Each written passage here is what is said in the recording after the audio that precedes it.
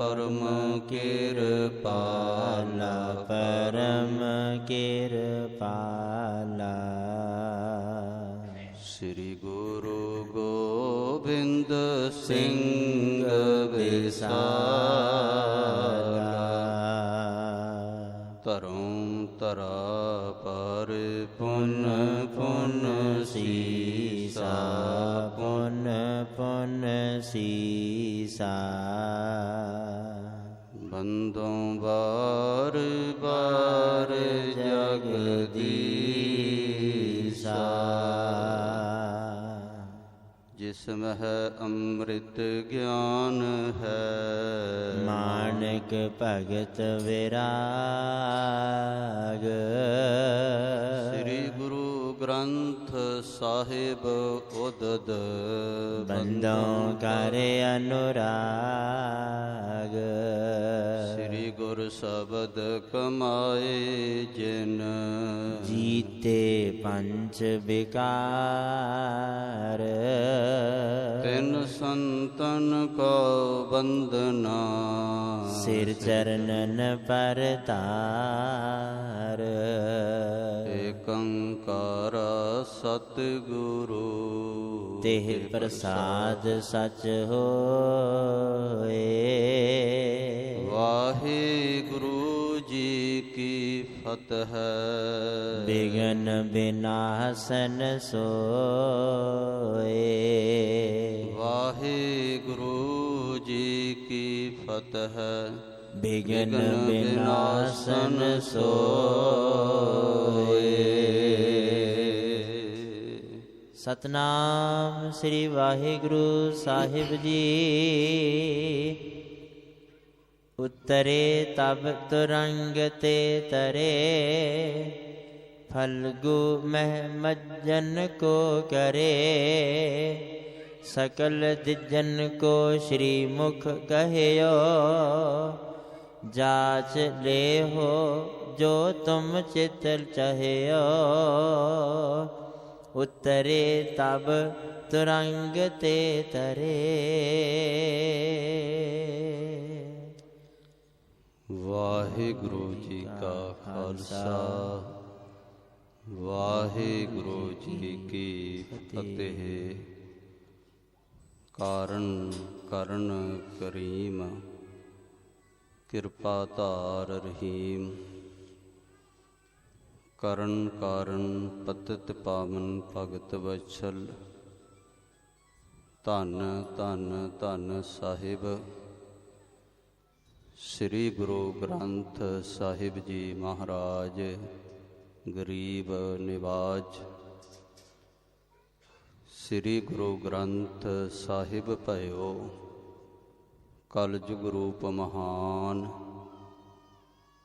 10 पातशाहियां रूप एहो निश्चय करके जान।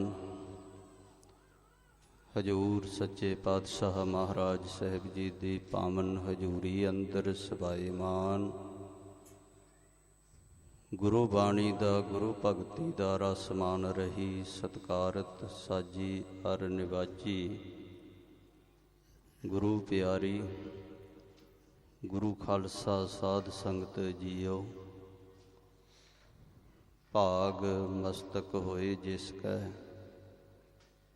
तिस गुर नाल सनेहा। जन कह नानक मिल साध संगत, हर हर नाम पूजेहा। उत्तम भाग होवन ताही पूਰਨ सतगुरां दी सत संगत करन दा सुभाग प्राप्त हुंदा है। ਵੱਡੇ ਭਾਗਾਂ वाले हो ਸਾਹਿਬੇ ਕਮਾਲ ਚੋਜੀ ਪ੍ਰੀਤਮ। ਪੁੱਤਰਾਂ ਦੇ ਦਾਨੀ ਪਿਤਾ ਅੰਮ੍ਰਿਤ ਕੇ ਦਾਤੇ। ਕਾਦਰੇ ਹਰ ਕਾਰ ਗੁਰ ਗੋਬਿੰਦ ਸਿੰਘ। ਬੇਕਸਾਰ ਆਜਾਰ ਗੁਰ ਗੋਬਿੰਦ ਸਿੰਘ। ਹਰੇਕ ਕਾਰਜ ਨੂੰ ਕਰਨ ਵਾਲੇ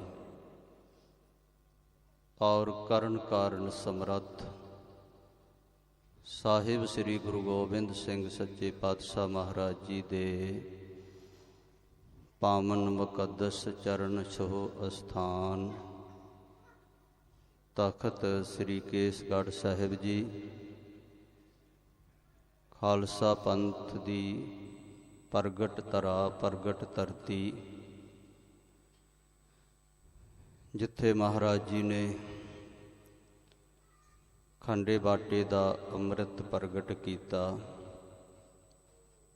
ਆਪਣਾ ਪਿਆਰਾ ਸਰੂਪ, ਖਾਸ ਸਰੂਪ ਖਾਲਸਾ ਪੰਥ ਸਾਜਿਆ।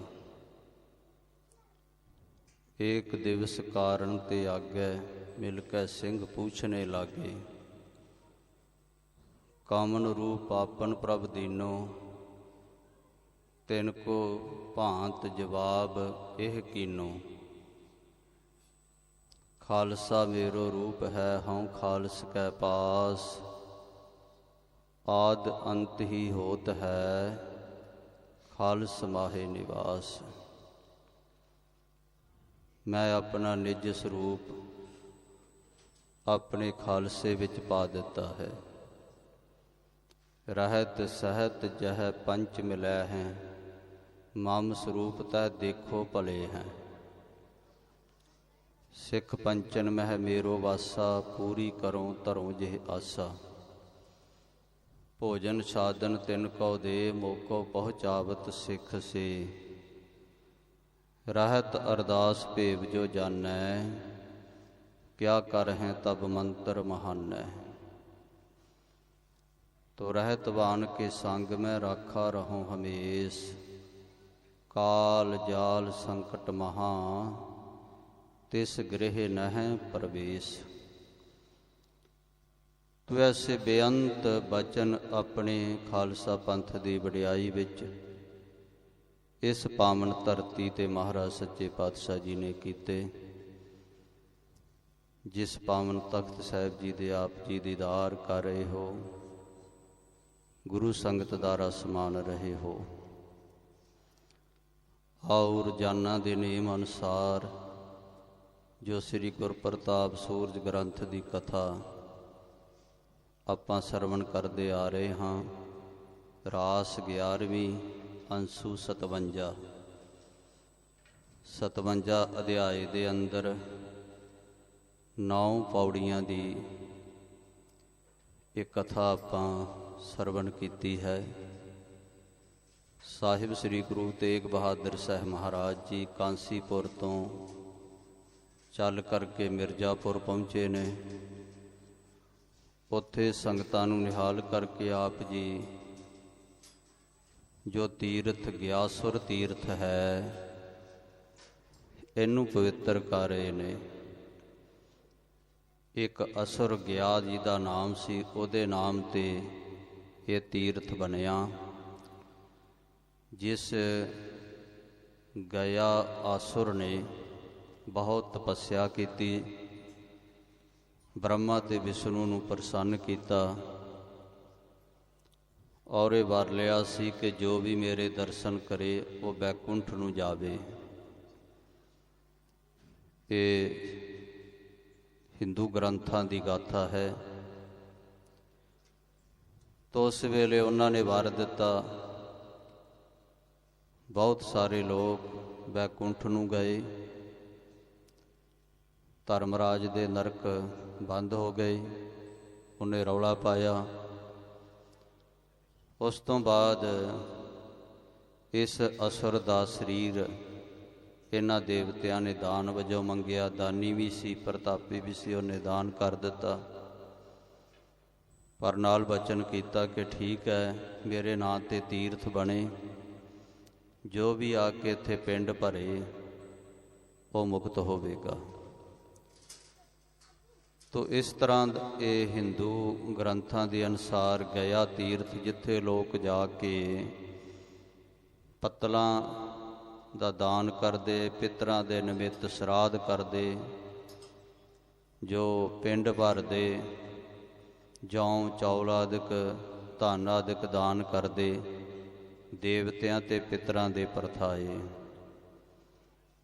ਪਰ ਗੁਰਮਤਿ ਵਿੱਚ ਇਸ ਨੂੰ ਸਾਧ ਸੰਗਤ ਜੀ ਕੋਈ ਜਗ੍ਹਾ ਨਹੀਂ ਹੈ। ਗੁਰਮਤਿ ਦੇ ਵਿੱਚ ਆਪਣੇ ਪਿਤਰਾਂ ਦੇ ਪਰਥਾਏ ਅਖੰਡ ਪਾਠ ਸਾਹਿਬ ਕਰਨਾ, ਬਾਣੀ ਦਾ ਜਾਪ ਕਰਨਾ, ਲੰਗਰ ਕਰਨਾ ਸਾਧ ਸੰਗਤ ਦਾ, ਇਹਦੇ ਵਿੱਚ ਹੀ ਆਪਣੇ ਵਡੇਰਿਆਂ ਦਾ, ਪਿਤਰਾਂ ਦਾ ਜੋ ਭਲਾ ਹੋ ਜਾਂਦਾ ਹੈ। ਕਿਉਂਕਿ ਬਹੁਤ ਸ਼ਾਸਤਰ ਬਹੁਤ ਸਿਮਰਤੀ ਪੇਖੇ ਸਰਬ ਢਡੋਲ ਪੂਜਸ ਨਾਹੀ ਹਰ ਹਰੇ ਨਾਨਕ ਨਾਮ ਅਮੋਲ। ਦੁਨੀਆ ਦੀ ਕੋਈ ਵਸਤੂ ਪਿਤਰਾਂ ਦੇ ਕੋਲ ਨਹੀਂ ਪਹੁੰਚਦੀ। ਜਿੰਨਾ ਮਰਜ਼ੀ ਕੋਈ ਦਾਨ ਕਰ ਲਵੇ, ਪੁੰਨ ਕਰ ਲਵੇ, ਇਹ ਗੁਰਬਾਣੀ ਦਾ ਫੈਸਲਾ ਹੈ। ਜਮ ਮਾਰਗ ਪੰਥ ਨ ਸੁਝਈ, ਉਜੜ ਅੰਧ ਗੁਬਾਰੋ ਵਾ। ਨਾ ਜਲ ਲੇਫ ਤਲਾਈਆਂ, ਨਾ ਭੋਜਨ ਪ੍ਰਕਾਰੋ ਵਾ। ਨਾ ਜਲ ਪਹੁੰਚਦਾ, ਨਾ ਭੋਜਨ, ਨਾ ਲੇਫ, ਨਾ ਤਲਾਈਆਂ, ਨਾ ਸਰਾਣੇ, ਨਾ ਜੁੱਤੀਆਂ। ਭੋਜਨ ਭਾਓ ਨਾ ਠੰਡਾ ਪਾਣੀ, ਨਾ ਕਾਪੜ ਸਿਗਾਰੋ। ਸੋ ਨਾ ਕੱਪੜੇ, ਨਾ ਕੋਈ ਸਿਗਾਰ, ਨਾ ਕੋਈ ਵਸਤੂਆਂ, ਨਾ ਕੋਈ ਸੋਨਾ, ਨਾ ਕੋਈ ਚਾਂਦੀ। ਜਮ ਸੰਗਲ ਸਿਰ ਮਾਰੈ ਉਭੋ, ਤੋ ਉੱਥੇ ਤਾਂ ਜਮਾਂ ਦੇ ਸੰਗਲ ਗਲ ਵਿੱਚ ਪਏ ਹੋਏ ਕੋਈ ਵੀ ਬੰਧਨ ਇਹ ਪੁੰਨ ਦਾਨ ਛਡਾ ਨਹੀਂ ਸਕਦੇ। ਊਂਦਾ ਸਿਰ ਕਹਿ ਭਾਰੋ, ਸਿਰ ਭਾਰ ਕਰਕੇ ਜਮਾਂ ਦੀ ਮਾਰ ਪੈਂਦੀ ਹੈ। ਇਬ ਕੇ ਰਾਹੇ ਜੰਮਣ ਨਾਹੀ, ਇੱਥੇ ਦੇ ਬੀਜੇ ਹੁਣ ਨਹੀਂ ਜੰਮਣਗੇ। ਜੇ ਤਾਂ ਆਪਣੇ ਹੱਥੀਂ ਬੀਜ ਆਂਦਾ ਤਾਂ ਜ਼ਰੂਰ ਉੱਗ ਪੈਂਦੇ। ਇਹ ਦਾਨ ਕੀਤੇ, ਪੁੰਨ ਕੀਤੇ, ਕੁਝ ਜ਼ਰੂਰ ਪ੍ਰਾਪਤੀ ਫਲ ਮਿਲ ਜਾਂਦਾ। ਉਹਦੇ ਮਾਰਨ ਤੋਂ ਬਾਅਦ ਜਿੰਨਾ ਮਰਜ਼ੀ ਬੀਜੀ ਜਾਓ, ਇਬ ਕੇ ਰਾਹੇ ਜੰਮਣ ਨਾਹੀ, ਪਛਤਾਣੇ ਸਿਰ ਭਾਰੋ। ਨਾਨਕ ਬਿਨ ਨਾਵੈ ਕੋ ਬੇਲੀ ਨਾਹੀ। ਤੱਤ ਵੀ ਕੱਢ ਦਿੱਤਾ, ਸੱਚਾ ਇਹੋ ਵਿਚਾਰੋ। ਨਾਮ ਤੋਂ ਬਿਨਾ, ਬਾਣੀ ਤੋਂ ਬਿਨਾ ਸਾਧ ਸੰਗਤ ਜੀ ਕੋਈ ਬੇਲੀ ਨਹੀਂ ਬਣ ਸਕਦਾ, ਕੋਈ ਮਿੱਤਰ ਨਹੀਂ ਬਣ ਸਕਦਾ। ਜਿੱਥੈ ਅਬ ਘਟ ਗਲੀਆਂ ਭੀੜੀਆਂ, ਤਿੱਥੈ ਹਰ ਹਰ ਮੁਕਤ ਕਰਾਏ। ਵੈਦੋ ਨਾ ਬਾਈ, ਭੈਣੋ ਨਾ ਭਾਈ, ਏਕੋ ਸਹਾਈ RAM ਹੈ। ਕੀਤਾ ਜਿਸ ਹੋਵੈ, ਪਾਪਾਂ ਮਲੋ ਧੋਵੈ, ਸੋ ਸਿਮਰਹੁ ਪ੍ਰਧਾਨ ਹੈ। ਹਰ ਹਰ ਨਾਮ ਨਿਧਾਨ ਲੈ, ਗੁਰਮਤਿ ਹਰ ਪਤ ਪਾਏ। ਹਲਤ ਪਲਤ ਨਾਲ ਚੱਲਦਾ, ਹਰ ਦਰਗਹ ਲਏ ਛਡਾਏ। ਜਿੱਥੈ ਅਬ ਘਟ ਗਲੀਆਂ ਭੀੜੀਆਂ, ਤਿੱਥੈ ਹਰ ਹਰ ਮੁਕਤ ਕਰਾਏ। ਕੇਵਲ ਨਾਮ ਬਾਣੀ ਉਸ ਵਿਛੜੀ ਹੋਈ ਆਤਮਾ ਦੇ ਪਰਥਾਏ ਪੜ੍ਹੀ ਜਾਵੇ, ਸਿਮਰਨ ਕੀਤਾ ਜਾਵੇ, ਉਹ ਜ਼ਰੂਰ ਉੱਥੇ ਸਾਧ ਸੰਗਤ ਜੀ ਉਹਦਾ ਫਲ ਪਹੁੰਚਦਾ ਹੈ। ਉਸ ਆਤਮਾ ਨੂੰ ਸ਼ਾਂਤੀ ਮਿਲਦੀ ਹੈ। ਤੋ ਇਸ ਤਰ੍ਹਾਂ ਸਤਿਗੁਰੂ ਸੱਚੇ ਪਾਤਸ਼ਾਹ ਮਹਾਰਾਜ ਜੀ ਨੂੰ ਜਦੋਂ ਇਹਨਾਂ ਪੰਡਤਾਂ ਨੇ ਕਿਹਾ ਜੀ ਤੁਸੀਂ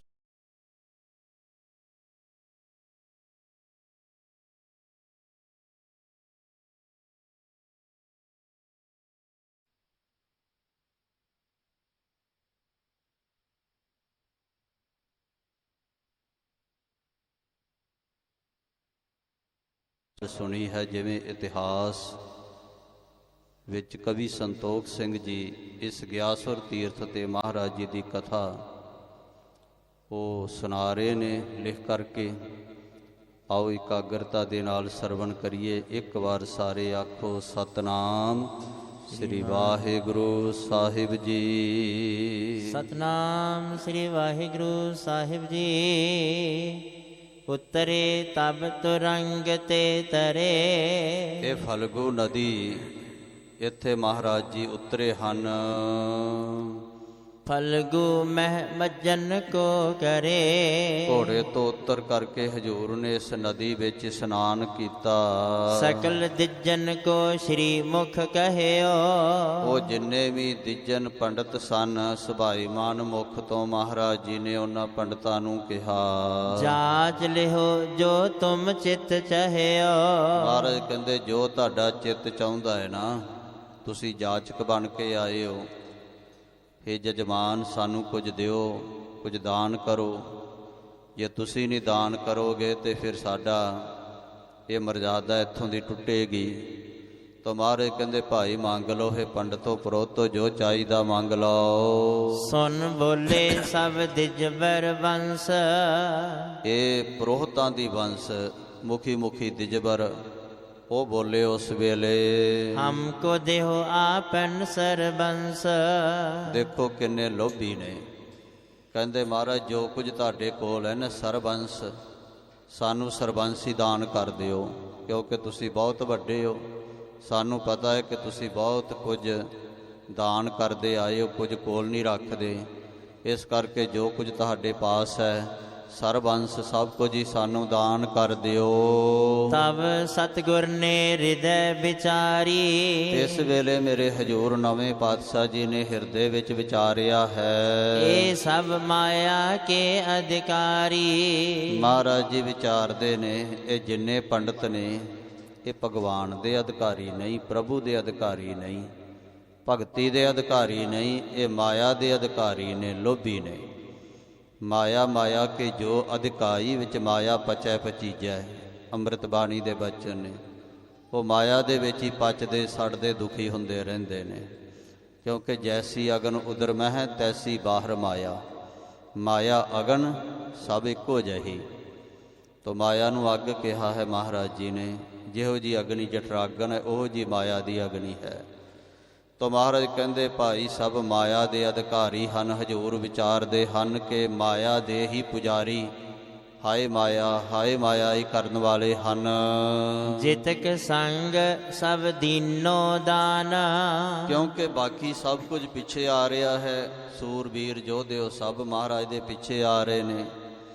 ਤੇ ਜਿਤਨਾ ਕਿ ਸਤਿਗੁਰਾਂ ਦੇ ਨਾਲ ਸੀ ਜੋ ਕੁਝ ਵੀ ਉਹ ਸਤਿਗੁਰਾਂ ਨੇ ਸਭ ਕੁਝ ਹੀ ਇਹਨਾਂ ਨੂੰ ਦਾਨ ਕਰ ਦਿੱਤਾ। ਧੋਤੀ ਏਕ ਉਪਰ ਨਾ ਪਾਨ। ਇੱਕ ਕਛੌਟੀ ਤੇ ਇੱਕ ਮਹਾਰਾਜ ਜੀ ਨੇ ਸਾਫਾ ਇਹ ਕੇਵਲ ਆਪਣੇ ਕੋਲ ਰੱਖਿਆ। ਸ਼ਿਵ ਕਾ ਅਸ ਸਯੰਦਨ ਧਨ ਸਾਰੋ। ਕਹਿੰਦੇ ਪਾਲਕੀ ਰੱਥ ਤੇ ਆਪਣਾ ਘੋੜਾ ਇਹ ਜੋ ਕੁਝ ਵੀ ਕੋਲ ਸੀ ਸਾਰਾ ਕੁਝ ਹੀ ਦਾਨ ਕਰ ਦਿੱਤਾ। ਲੈ ਵਿਪਰਨ ਜੈਕਾਰ ਉਚਾਰੋ। ਪੰਡਤ ਬੜੇ ਚਿੱਤ ਪ੍ਰਸੰਨ ਹੋਏ, ਜੈ ਜੈਕਾਰ ਕਰਨ ਲੱਗੇ ਮਹਾਰਾਜ ਜੀ ਦੀ। ਕਿਤਕ ਕਾਲ ਬੀਤੇ ਸੁਧ ਆਈ। ਕਿੰਨਾ ਕੁ ਸਮਾਂ ਜਦੋਂ ਬੀਤਿਆ ਹੈ ਤੇ ਇਹਨਾਂ ਦੇ ਮਨ ਦੇ ਵਿੱਚ ਫੇਰ ਵਿਚਾਰ ਆਈ ਪੰਡਤਾਂ ਦੇ, ਇਹ ਸਭ ਜਗ ਗੁਰ ਬਹੁ ਵਡਿਆਈ। ਇਹ ਸਾਰੇ ਜਗਤ ਦੇ ਗੁਰੂ ਨੇ, ਇਹਨਾਂ ਨੂੰ ਜਗਤ ਗੁਰੂ ਕਿਹਾ ਜਾਂਦਾ। ਬੜੀ ਵੱਡੀ ਵਡਿਆਈ ਇਹਨਾਂ ਦੀ ਹੈ। ਇਤੋ ਸਮਾਜ ਲੈਨ ਇਨਹੀ ਤੇ। ਇਹ ਜਿਤਨਾ ਕਿ ਆਪਾਂ ਸਮਾਜ ਸਮਾਨ ਜੋ ਕੁਝ ਵੀ ਲਿਆ, ਘੋੜੇ ਰੱਥ ਪਾਲਕੀ ਡੋਲੇ ਜੋ ਕੁਝ ਵੀ ਹੈ, ਤੋ ਇਤਨਾ ਸਮਾਨ ਜੋ ਕੁਝ ਆਪਾਂ ਇਹਨਾਂ ਤੋਂ ਸਰਬੰਸ ਦਾਨ ਲਿਆ ਹੈ। ਨਹਿ ਕਿਛ ਬਡੋ ਵਿਚਾਰੋ ਚੀਤੇ। ਐਡੇ ਲੋਭੀ ਇਹ ਸੋਚਦੇ ਨੇ ਕੋਈ ਵੱਡਾ ਦਾਨ ਨਹੀਂ ਅਸੀਂ ਲਿਆ ਇਹਨਾਂ ਤੋਂ, ਜਿੱਡੇ ਵੱਡੇ ਹੈ ਨੇ ਤਾਂ ਇਹਨਾਂ ਅੱਗੇ ਕੁਝ ਵੀ ਨਹੀਂ ਹੈ। ਪੱਤਰ ਲਿਖਾਏ ਲਿਹੋ ਅਬ ਐਸੇ। ਲੋਭੀ ਲਾਲਚੀ ਆਪਸ ਵਿੱਚ ਕਹਿੰਦੇ ਨੇ ਕਿ ਇੱਕ ਪੱਤਰ ਕਾ ਲਿਖਾ ਲਓ ਇਹਨਾਂ ਤੋਂ, ਚਿੱਠੀ ਹੁਕਮਨਾਮਾ ਲਿਖਾ ਲਓ ਇਸ ਤਰ੍ਹਾਂ। ਹਮਰੀ ਸੰਤਤ ਲੈ ਨਿਤ ਜੈਸੇ। ਉਸ ਪੱਤਰਕਾ ਵਿੱਚ ਹੁਕਮਨਾਮੇ ਵਿੱਚ ਮਹਾਰਾਜ ਲਿਖਦੇ ਨੇ ਜਿਹੜੀ ਸਾਡੀ ਸੰਤਾਨ ਹੈ, ਆਉਣ ਵਾਲੀਆਂ ਪੀੜ੍ਹੀਆਂ ਨੇ, ਉਹ ਇਸ ਤਰ੍ਹਾਂ ਇਹਨਾਂ ਦੀ ਸੰਗਤ ਕੋਲੋਂ ਇਹ ਹੁਕਮਨਾਮਾ ਦਿਖਾ ਕੇ ਤੇ ਦਾਨ ਲਿਆ ਕਰੇ, ਦਸਵੰਧ ਲੈ ਲਿਆ ਕਰੇ। ਜੇਤਕ ਸੰਗਤ ਜਗਤ ਤੁਮਾਰੀ। ਜਿੰਨੀ ਕੁ ਜਗਤ ਵਿੱਚ ਤੁਹਾਡੀ ਸੰਗਤ ਹੈ, ਜਿੰਨੇ ਕੁ ਲੋਕ ਜਿੰਨੀ ਕੁ ਸੰਗਤ ਤੁਹਾਡੀ ਪੂਜਾ ਕਰਦੀ ਹੈ, ਦਾਨ ਸਰਬ ਕੇ ਹਮ ਅਧਿਕਾਰੀ। ਉਹ ਸਾਰੇ ਦਾਨ ਦੇ ਅਧਿਕਾਰੀ ਅਸੀਂ ਹਾਂ। ਉਹ ਦਸਵੰਧ ਸਾਨੂੰ ਆਉਣਾ ਚਾਹੀਦਾ ਹੈ। ਇਸ ਤਰ੍ਹਾਂ ਸਾਧ ਸੰਗਤ ਜੀ ਇਹ ਸੋਚਣ ਲੱਗੇ। ਕਰ ਮਸਲਤ ਸਤਿਗੁਰ ਪਹਿਆਏ। ਇਸ ਤਰ੍ਹਾਂ ਸਲਾਹ ਕਰਕੇ ਵਿਚਾਰ ਕਰਕੇ ਮਹਾਰਾਜ ਜੀ ਦੇ ਕੋਲ ਆ ਗਏ ਇਹ ਲੋਭੀ ਪੰਡਤ। ਵਿਜੈ ਤੁਮਾਰੀ ਹੋ ਸੁਨਾਏ। ਮਹਾਰਾਜ ਤੁਹਾਡੀ ਜੈ ਹੋਵੇ ਜੈ ਹੋਵੇ, ਇਸ ਤਰ੍ਹਾਂ ਲੋਭੀ ਸੁਣਾਉਣ ਲੱਗੇ। ਸ੍ਰੀ ਗੁਰ ਜੋ ਹਮ ਜਾਚਾ ਕੀਨਾ। ਇਹ ਸਤਿਗੁਰੂ ਮਹਾਰਾਜ ਜੋ ਅਸੀਂ ਤੁਹਾਡੇ ਕੋਲੋਂ ਮੰਗ ਲੈਣਾ ਕੀਤੀ ਕੀਤਾ ਹੈ। ਦੀਨ ਆਪਨੇ ਸੋ ਸਭ ਲੀਨ, ਉਹ ਆਪ ਜੀ ਨੇ ਸਭ ਕੁਝ ਦੇ ਦਿੱਤਾ, ਅਸੀਂ ਲੈ ਲਿਆ ਜੋ ਕੁਝ ਸੀ ਤੁਹਾਡੇ ਕੋਲ। ਨਿਜ ਸੰਗਤ ਸਗਰੀ ਕੋ ਦਾਨ, ਇਹ ਜਿੰਨੀ ਤੁਹਾਡੀ ਆਪਣੀ ਸੰਗਤ ਹੈ ਨਾ, ਤੁਹਾਡੀ ਪੂਜਾ ਕਰਨ ਵਾਲੀ, ਉਹਦਾ ਦਸਵੰਧ ਦਾਨ ਸਾਰਾ ਸਾਨੂੰ ਇਹ ਮਿਲੇ। ਲਿਖੋ ਪੱਤਰ ਕਾ ਪੁੰਨ ਮਹਾਨ, ਇਹ ਵੱਡਾ ਤੁਹਾਨੂੰ ਪੁੰਨ ਲੱਗੇਗਾ ਇਸ ਤੀਰਥ ਤੇ। ਇਹ ਹੁਕਮਨਾਮਾ ਲਿਖ ਕੇ ਆਪਣੀਆਂ ਸੰਗਤਾਂ ਵੱਲ ਵੀ ਭੇਜ ਦਿਓ ਤੇ ਸਾਨੂੰ ਵੀ ਦੇ ਦਿਓ। ਸੁਨ ਕੇ ਸ੍ਰੀ ਸਤਿਗੁਰ ਫਰਮਾਇਓ, ਅੰਤਰਜਾਮੀ ਪਾਤਸ਼ਾਹ ਮਹਾਰਾਜ ਜਾਣੀ ਜਾਨ ਸੁਣ ਕਰਕੇ ਮੁਖਾਰ ਬਿੰਦ ਤੋਂ ਬਚਨ ਕਿਹਾ। ਪੂਰਬ ਜਾਚਿਓ ਸੋ ਤੁਮ ਪਾਇਓ, ਮਹਾਰਾਜ ਕਹਿੰਦੇ ਉਹ ਪੰਡਤ ਤੋਂ ਪਹਿਲਾਂ ਜੋ ਕੁਝ ਤੁਸੀਂ ਮੰਗਿਆ ਉਹ ਪਾ ਲਿਆ ਹੈ। ਲੋਭ ਸ਼ੋਭ ਤਜ ਕਰੋ ਸੰਤੋਸ਼, ਮਹਾਰਾਜ ਕਹਿੰਦੇ ਲੋਭ ਤੇ ਗੁੱਸਾ, ਛੋਭ ਕ੍ਰੋਧ ਆਦਿਕ ਜਾਂ ਤਮਾ ਛੱਡ ਕੇ, ਲੋਭ ਛੱਡ ਕੇ ਸੰਤੋਖ ਅੰਦਰ ਰੱਖੋ ਆਪਣੇ ਮਨ ਦੇ ਅੰਦਰ। ਆਪਨ ਧਰਮ ਰਾਖੋ ਨਿਰਦੋਸ਼, ਆਪਣਾ ਜਿਹੜਾ ਧਰਮ ਹੈ ਨਾ ਇਹਨੂੰ ਨਿਰਦੋਸ਼ ਵਿੱਚ ਰੱਖੋ, ਪਾਪਾਂ ਵਾਲਾ ਧਰਮ ਨਾ ਕਮਾਓ। ਪਾਪਾਂ ਤੋਂ ਬਿਨਾਂ ਧਰਮੀ ਬਣੋ, ਧਰਮ ਨੂੰ ਕਮਾਓ ਤੇ ਪਾਪਾਂ ਤੋਂ ਬਿਨਾਂ ਆਪਣੀ ਜ਼ਿੰਦਗੀ ਜਿਹੜੀ ਬਤੀਤ ਕਰੋ। ਪਾਪ ਨਾ ਕਰੋ ਲੋਭ ਦੇ ਵਸ ਵਿੱਚ ਪੈ ਕੇ, ਕਿਉਂਕਿ ਜਿੱਥੇ ਲੋਭ ਹੈ ਉੱਥੇ ਵੱਡਾ ਪਾਪ ਹੈ। ਪਾਪਾਂ ਦਾ ਬਾਪ ਜਿਵੇਂ ਲੋਭ ਨੂੰ ਕਿਹਾ ਗਿਆ ਹੈ। ਜਹਾਂ ਲੋਭ ਤਹ ਕਾਲ, ਜਿੱਥੇ ਲੋਭ ਹੈ ਉੱਥੇ ਮੌਤ ਹੈ, ਉੱਥੇ ਕਾਲ ਹੈ, ਉੱਥੇ ਜਮਦੂਤ ਹਨ। ਨਿਜ ਕੋ ਮੁਖਿ ਧਰਮ ਯਹ ਜੋਏ, ਮਹਾਰਾਜ ਕਹਿੰਦੇ ਪੰਡਤਾਂ ਦਾ, ਬ੍ਰਾਹਮਣਾਂ ਦਾ ਮੁੱਖ ਧਰਮ ਇਹ ਹੈ। ਜਥਾ ਲਾਭ ਸੰਤੁਸ਼ਟ ਹੋਏ, ਜਿਸ ਤਰ੍ਹਾਂ ਦਾ ਲਾਭ ਮਿਲੇ ਉਹਦੇ ਵਿੱਚ ਹੀ ਸੰਤੁਸ਼ਟੀ ਕਰਨੀ ਮਨ ਦੀ, ਸੰਤੋਖ ਰੱਖਣਾ। ਸਾਧਨ ਭੋਜਨ ਕੀ ਆਸ ਨਾ ਕਰਈ, ਅਚਿੰਤ ਮਿਲੈ ਸੋ ਪਾਈ।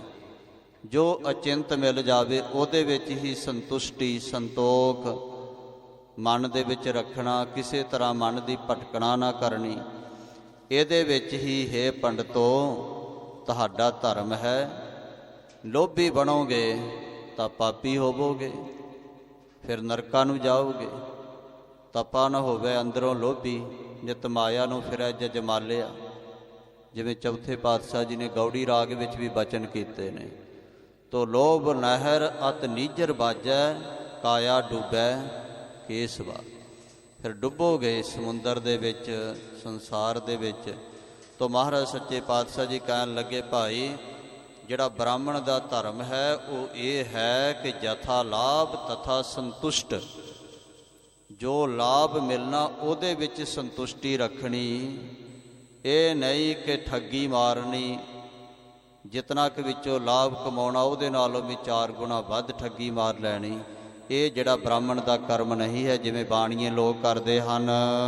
ਜਾਂ ਤੇ ਪਰਾਲਬਧ ਜੇ ਤੀਕ, ਮਹਾਰਾਜ ਕਹਿੰਦੇ ਜਿੰਨੀ ਕੁ ਤੁਹਾਡੀ ਪਰਾਲਬਧ ਸੀ ਪੰਡਤੋ, ਪੂਰਬ ਜਾਚ ਲੀਨ ਤੇ ਤੀਕ।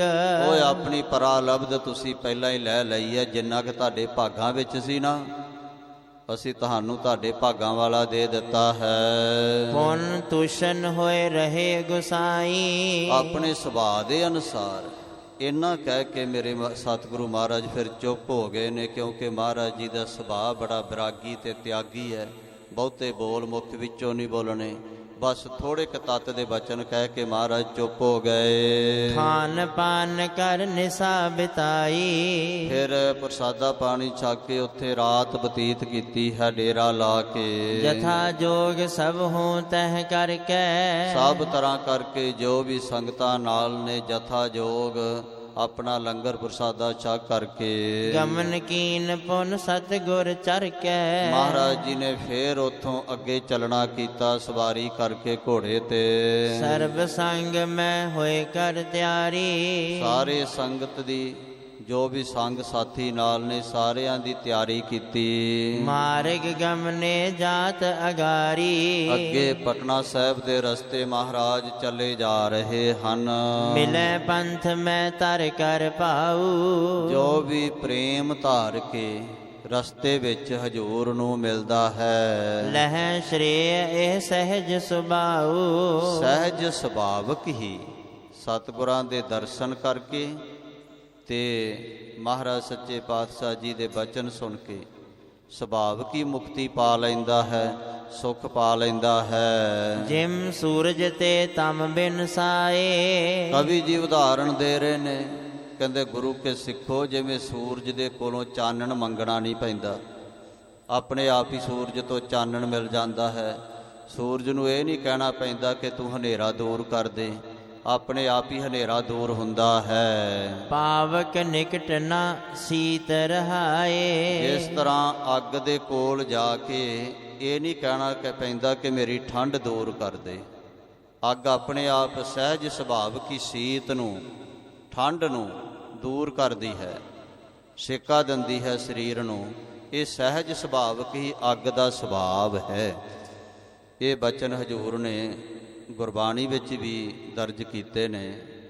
ਮਾਰੂ ਰਾਗ ਦੇ ਵਿੱਚ ਇੱਕ ਸ਼ਬਦ ਆਉਂਦਾ ਹੈ, ਸ਼ਸਤਰ ਤੀਖਣ ਕਾਟ ਡਾਰਿਓ, ਮਨ ਨਾ ਕੀਨੋ ਰੋਸ, ਕਾਜ ਉਵਾ ਕੋ ਲੇਸ ਵਾਰਿਓ, ਤਿਲ ਨਾ ਦੀਨੋ ਦੋਸ। ਮੇਰੇ ਮਨ ਸੁਨ ਸੰਤਨਾ ਕੀ ਰੀਤ। ਜਿਹੜੇ ਤਤ ਬੇਤੇ ਮਹਾਂਪੁਰਖ ਨੇ ਉਹਨਾਂ ਦੀ ਇਹ ਮਰਜ਼ਾਦਾ ਸੁਣਨਾ ਕਰ ਮਹਾਰਾਜ ਜੀ ਨੇ ਇਸ ਸ਼ਬਦ ਵਿੱਚ ਇਹ ਰੀਤ ਚਾਲ ਮਰਜ਼ਾਦਾ ਦੱਸੀ ਹੈ। ਕਹਿੰਦੇ ਕਰ ਪ੍ਰਗਾਸ ਪ੍ਰਚੰਡ ਪ੍ਰਗਟਿਓ, ਅੰਧਕਾਰ ਵਿਨਾਸ਼, ਪਵਿੱਤਰ ਅਪਵਿੱਤਰ ਕਿਰਨ ਲਾਗੈ, ਮਨ ਨਾ ਭਇਓ ਵਿਖਾਦ। ਜਿਹੜਾ ਸੂਰਜ ਹੈ ਵੇਖੋ ਕਿੰਨਾ ਆਪਣਾ ਤੇਜ ਪ੍ਰਚੰਡ ਪ੍ਰਗਟ ਕਰਦਾ, ਤੜਕੇ ਹੀ ਸਾਰਾ ਰਾਤਰੀ ਦਾ ਹਨੇਰਾ ਚੁੱਕ ਦਿੰਦਾ ਹੈ, ਔਰ ਫਿਰ ਆਪਣੀਆਂ ਕਿਰਨਾਂ ਨੂੰ ਚੰਗੀ ਥਾਂ 'ਤੇ ਵੀ ਪਾਉਂਦਾ, ਮੰਦੀ ਜਗ੍ਹਾ 'ਤੇ ਵੀ ਪਾਉਂਦਾ ਹੈ, ਉੱਚਿਆਂ ਵਿੱਚ ਵੀ ਤੇ ਨੀਵਿਆਂ ਦੇ ਵਿੱਚ ਵੀ। ਪਰ ਉਹਦੇ ਮਨ 'ਤੇ ਕੋਈ ਵਿਖਾਦ ਨਹੀਂ ਹੁੰਦਾ, ਕੋਈ ਦੁੱਖ ਨਹੀਂ ਹੁੰਦਾ ਕਿ ਮੈਂ ਗੰਦੀ ਜਗ੍ਹਾ 'ਤੇ ਕਿਉਂ ਕਿਰਨਾਂ ਪਾ ਰਿਹਾ ਆਪਣੀਆਂ, ਮੈਂ ਨੀਵਿਆਂ 'ਤੇ ਕਿਉਂ ਆਪਣੀਆਂ ਕਿਰਨਾਂ ਪਾਈਆਂ ਨੇ।